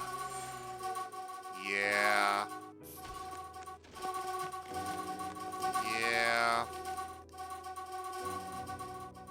Yeah, man.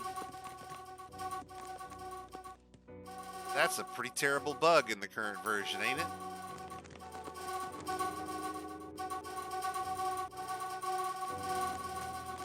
Okay, so, new plan, new world, no more necromancers. Probably won't stop vampires and werewolves, but I guess I can try to deal with that.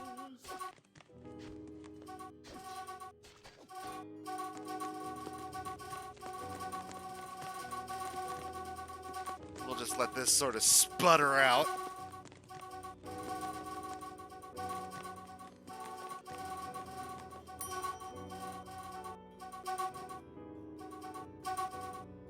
Oh, I guess it really doesn't matter if they're all on the,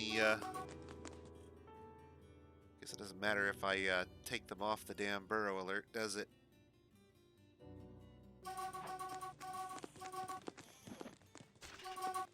Experiencing emotional shock, yeah, I bet.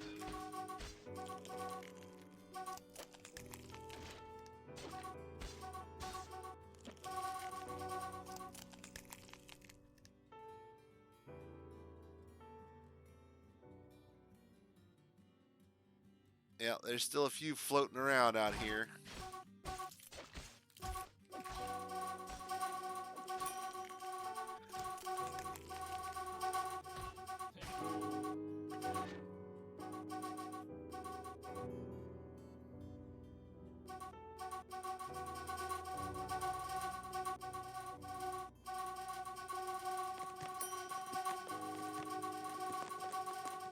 Okay, so do you guys really want to see this take its inevitable course, or... Because since we're going to have to re-roll the world anyway, it's not like I can embark in this world with this existing fortress, unfortunately. The only way to get rid of this bug is going to be to get rid of necromancers. There's not any other way to prevent them from just walking into the fortress and saying, "Hi, I'm going to visit your refuse stockpile over here. I'm going to reanimate the bones, skin, skulls, and parts of every animal you've ever butchered."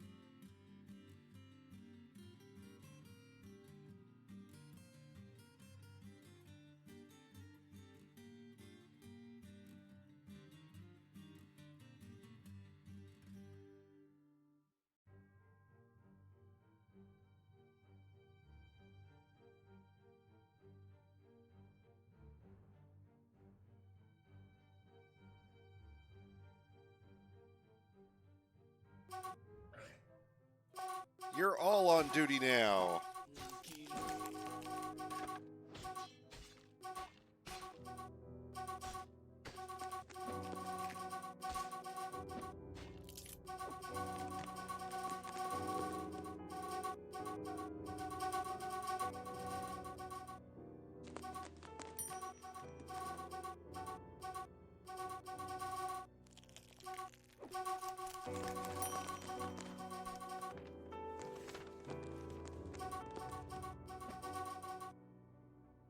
Yeah, we've lost 70-some dwarves already.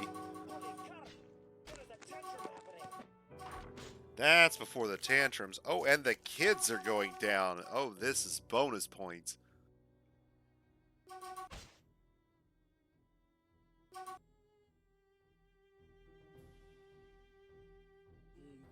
That's a shame. I like having seething pits of necromantic flesh at my front door to eat the invaders.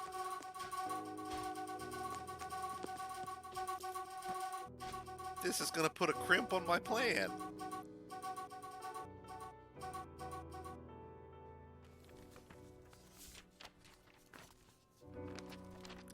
Well, we're down to 29. Guessing most of those are laying around bleeding out at this point.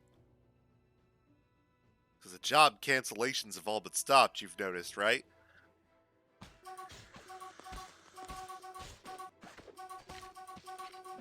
Now they found the last survivors somewhere, all penned in.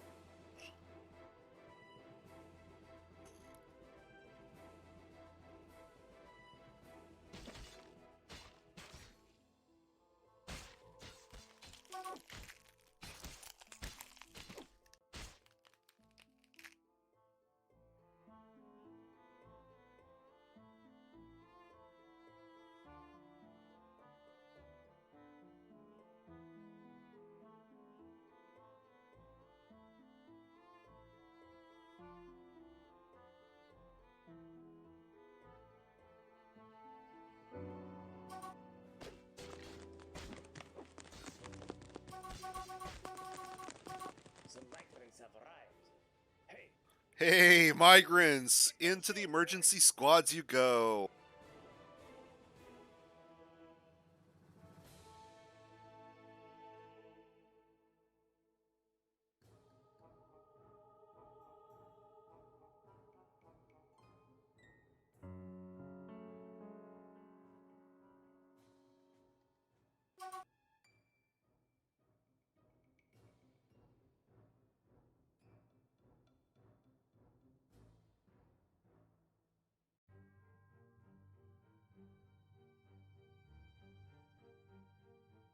That's right, come on in. Join the fun. Ignore the enormous pile of organs at the front door.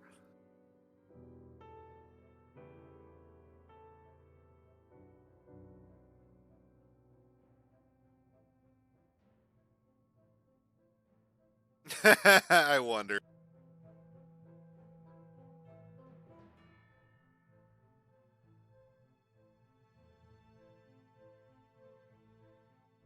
No, still not a worker. Beekeepers, but no wax workers.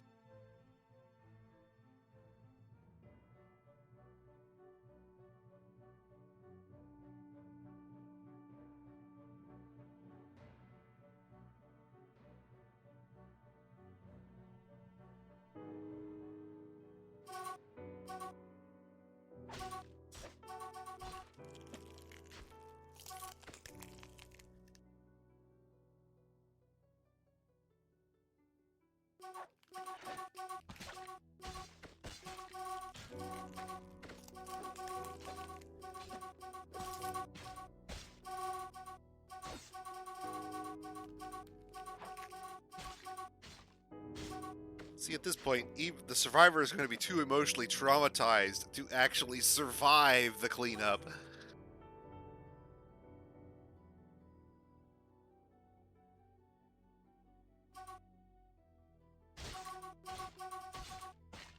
Technically, the siege has been broken, if you can believe it.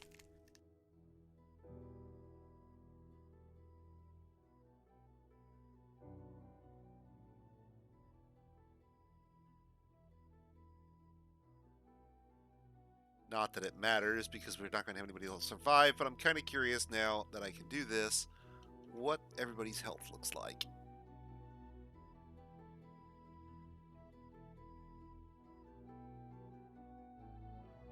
Well, that's not nearly as bad as I thought it would be. You know, we only lost 70 dwarves.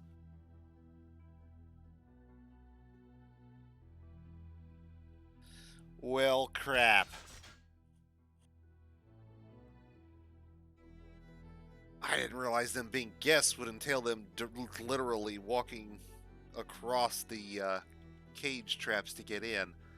There's not much I can do about that. Wow. Did you see what I did with it? Well, I'm gonna okay. use this.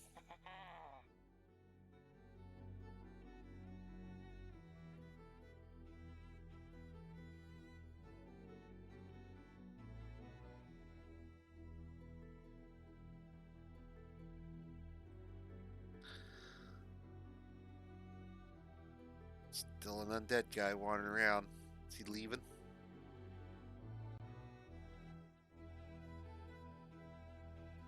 So he just coasting around the map looking for something else to eat. Okay. Realistically, I'm not sure. Let's see. DBC.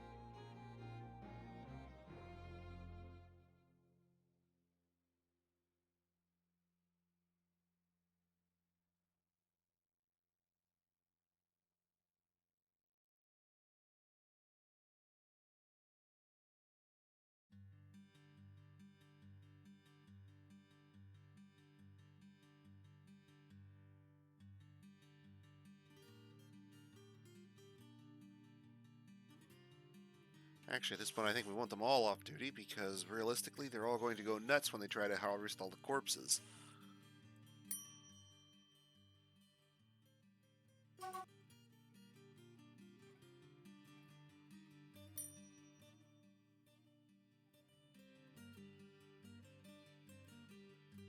Please clean up this mound of your prior occupants.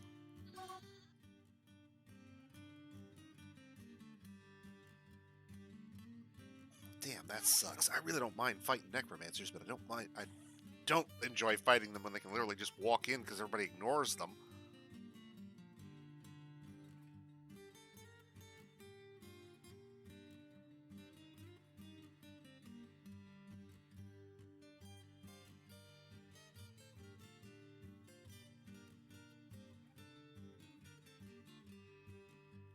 Well, give them a minute to run. Let's see what we can do with this.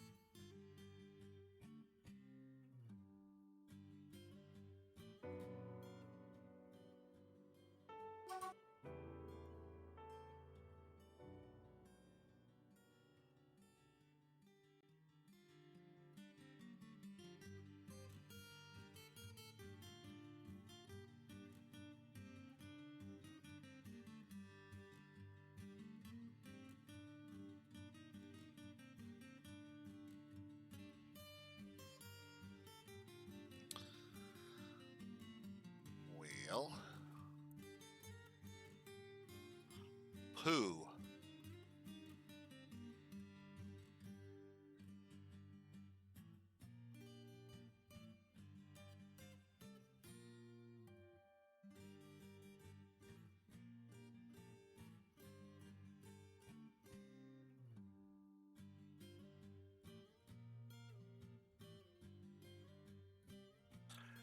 And every single person is busy because 90% of our population is children.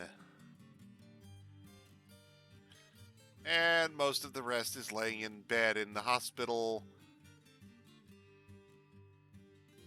including our academic who has apparently become a dismal stalker. Yeah.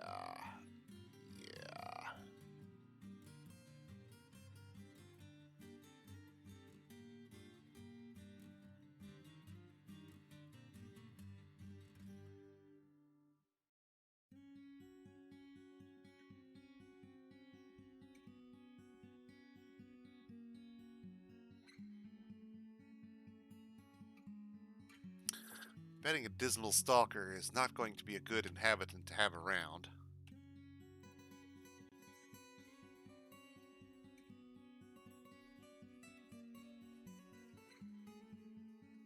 I wouldn't mind it if... how do I put this? Dwarf Fortress does not have a good security mechanic. How do I put up an automated, manned by my dwarves, don't think about it, no more micromanagement, guard post, so that the necromancer doesn't just walk in and, raise my refuse pile, like basically just what happened here. The one of our only survivors here is our scholar, who has actually become an undead husk or whatever because he's been infected by the things that attacked us. So here our scholar is now a dismal stalker. So even if he survives, he's going to turn around and attack everybody else. Though I don't think he can get up. I think all these guys have been mangled so badly they're just probably going to die in their beds.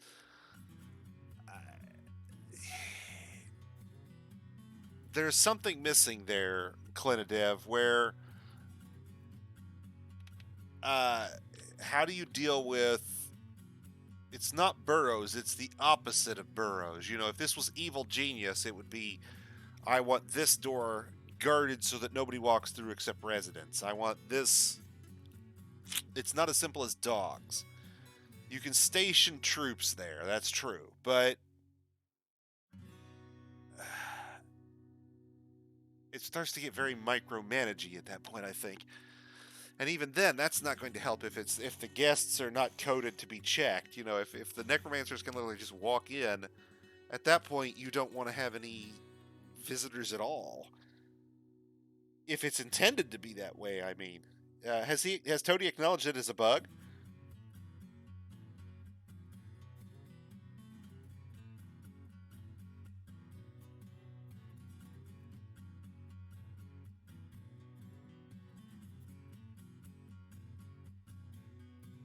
I mean, surely somebody's pointed that one out by now, right?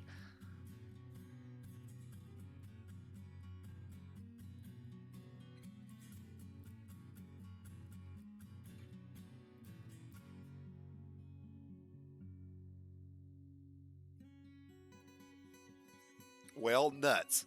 Since it's midnight and I had intended to stop 2 hours ago anyway, here's what we're going to do. I'm going to call it here. We'll come back tomorrow. We'll generate a world with no necromancers. Fairly certain there's going to be a setting in the world gen options to eliminate all the undead and thereby eliminate our necromancer problem.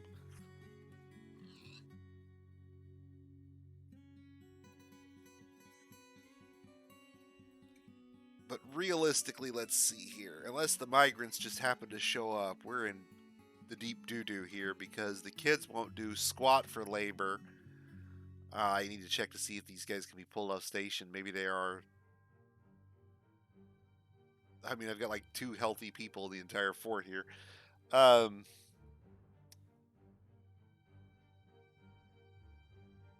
We'll re-roll this in a different world with no necromancers so that we don't have to deal with a guest necromancer walks in and, Jesus, man, raises the refuse pile.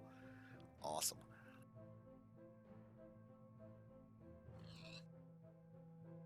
What bothers me about it is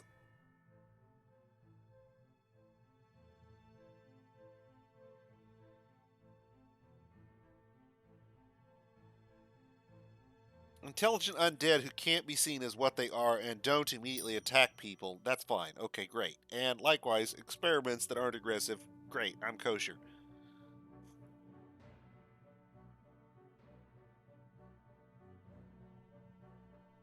Just secrets? I can leave the vampirism and the werewolves, I'm assuming.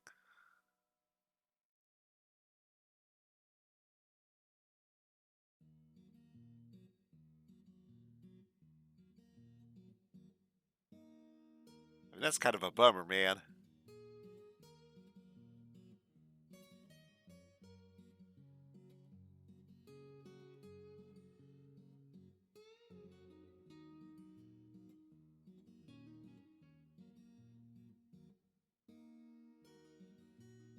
Well, nuts. Okay, let's kill it here.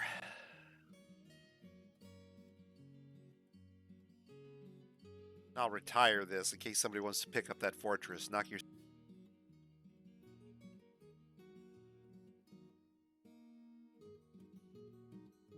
We'll look at uploading it once I'm done.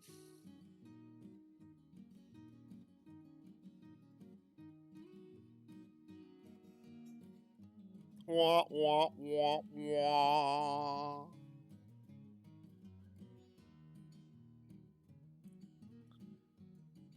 That's all right. That's life with Dwarf Fortress. One day everything's fine. The next day your dwarves melt in the rain. Not even kidding.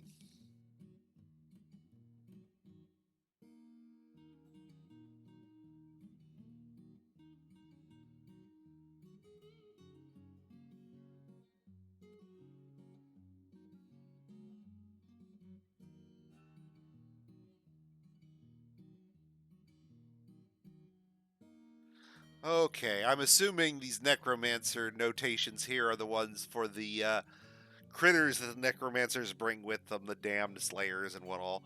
That's fine. Are there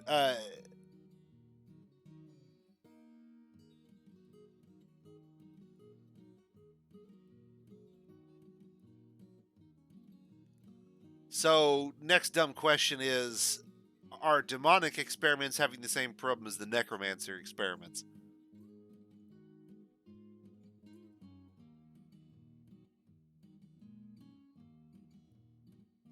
Now stick around for just a minute, guys. I'll start up a raid here before we leave. I'll dump you on some other poor, unsuspecting soul.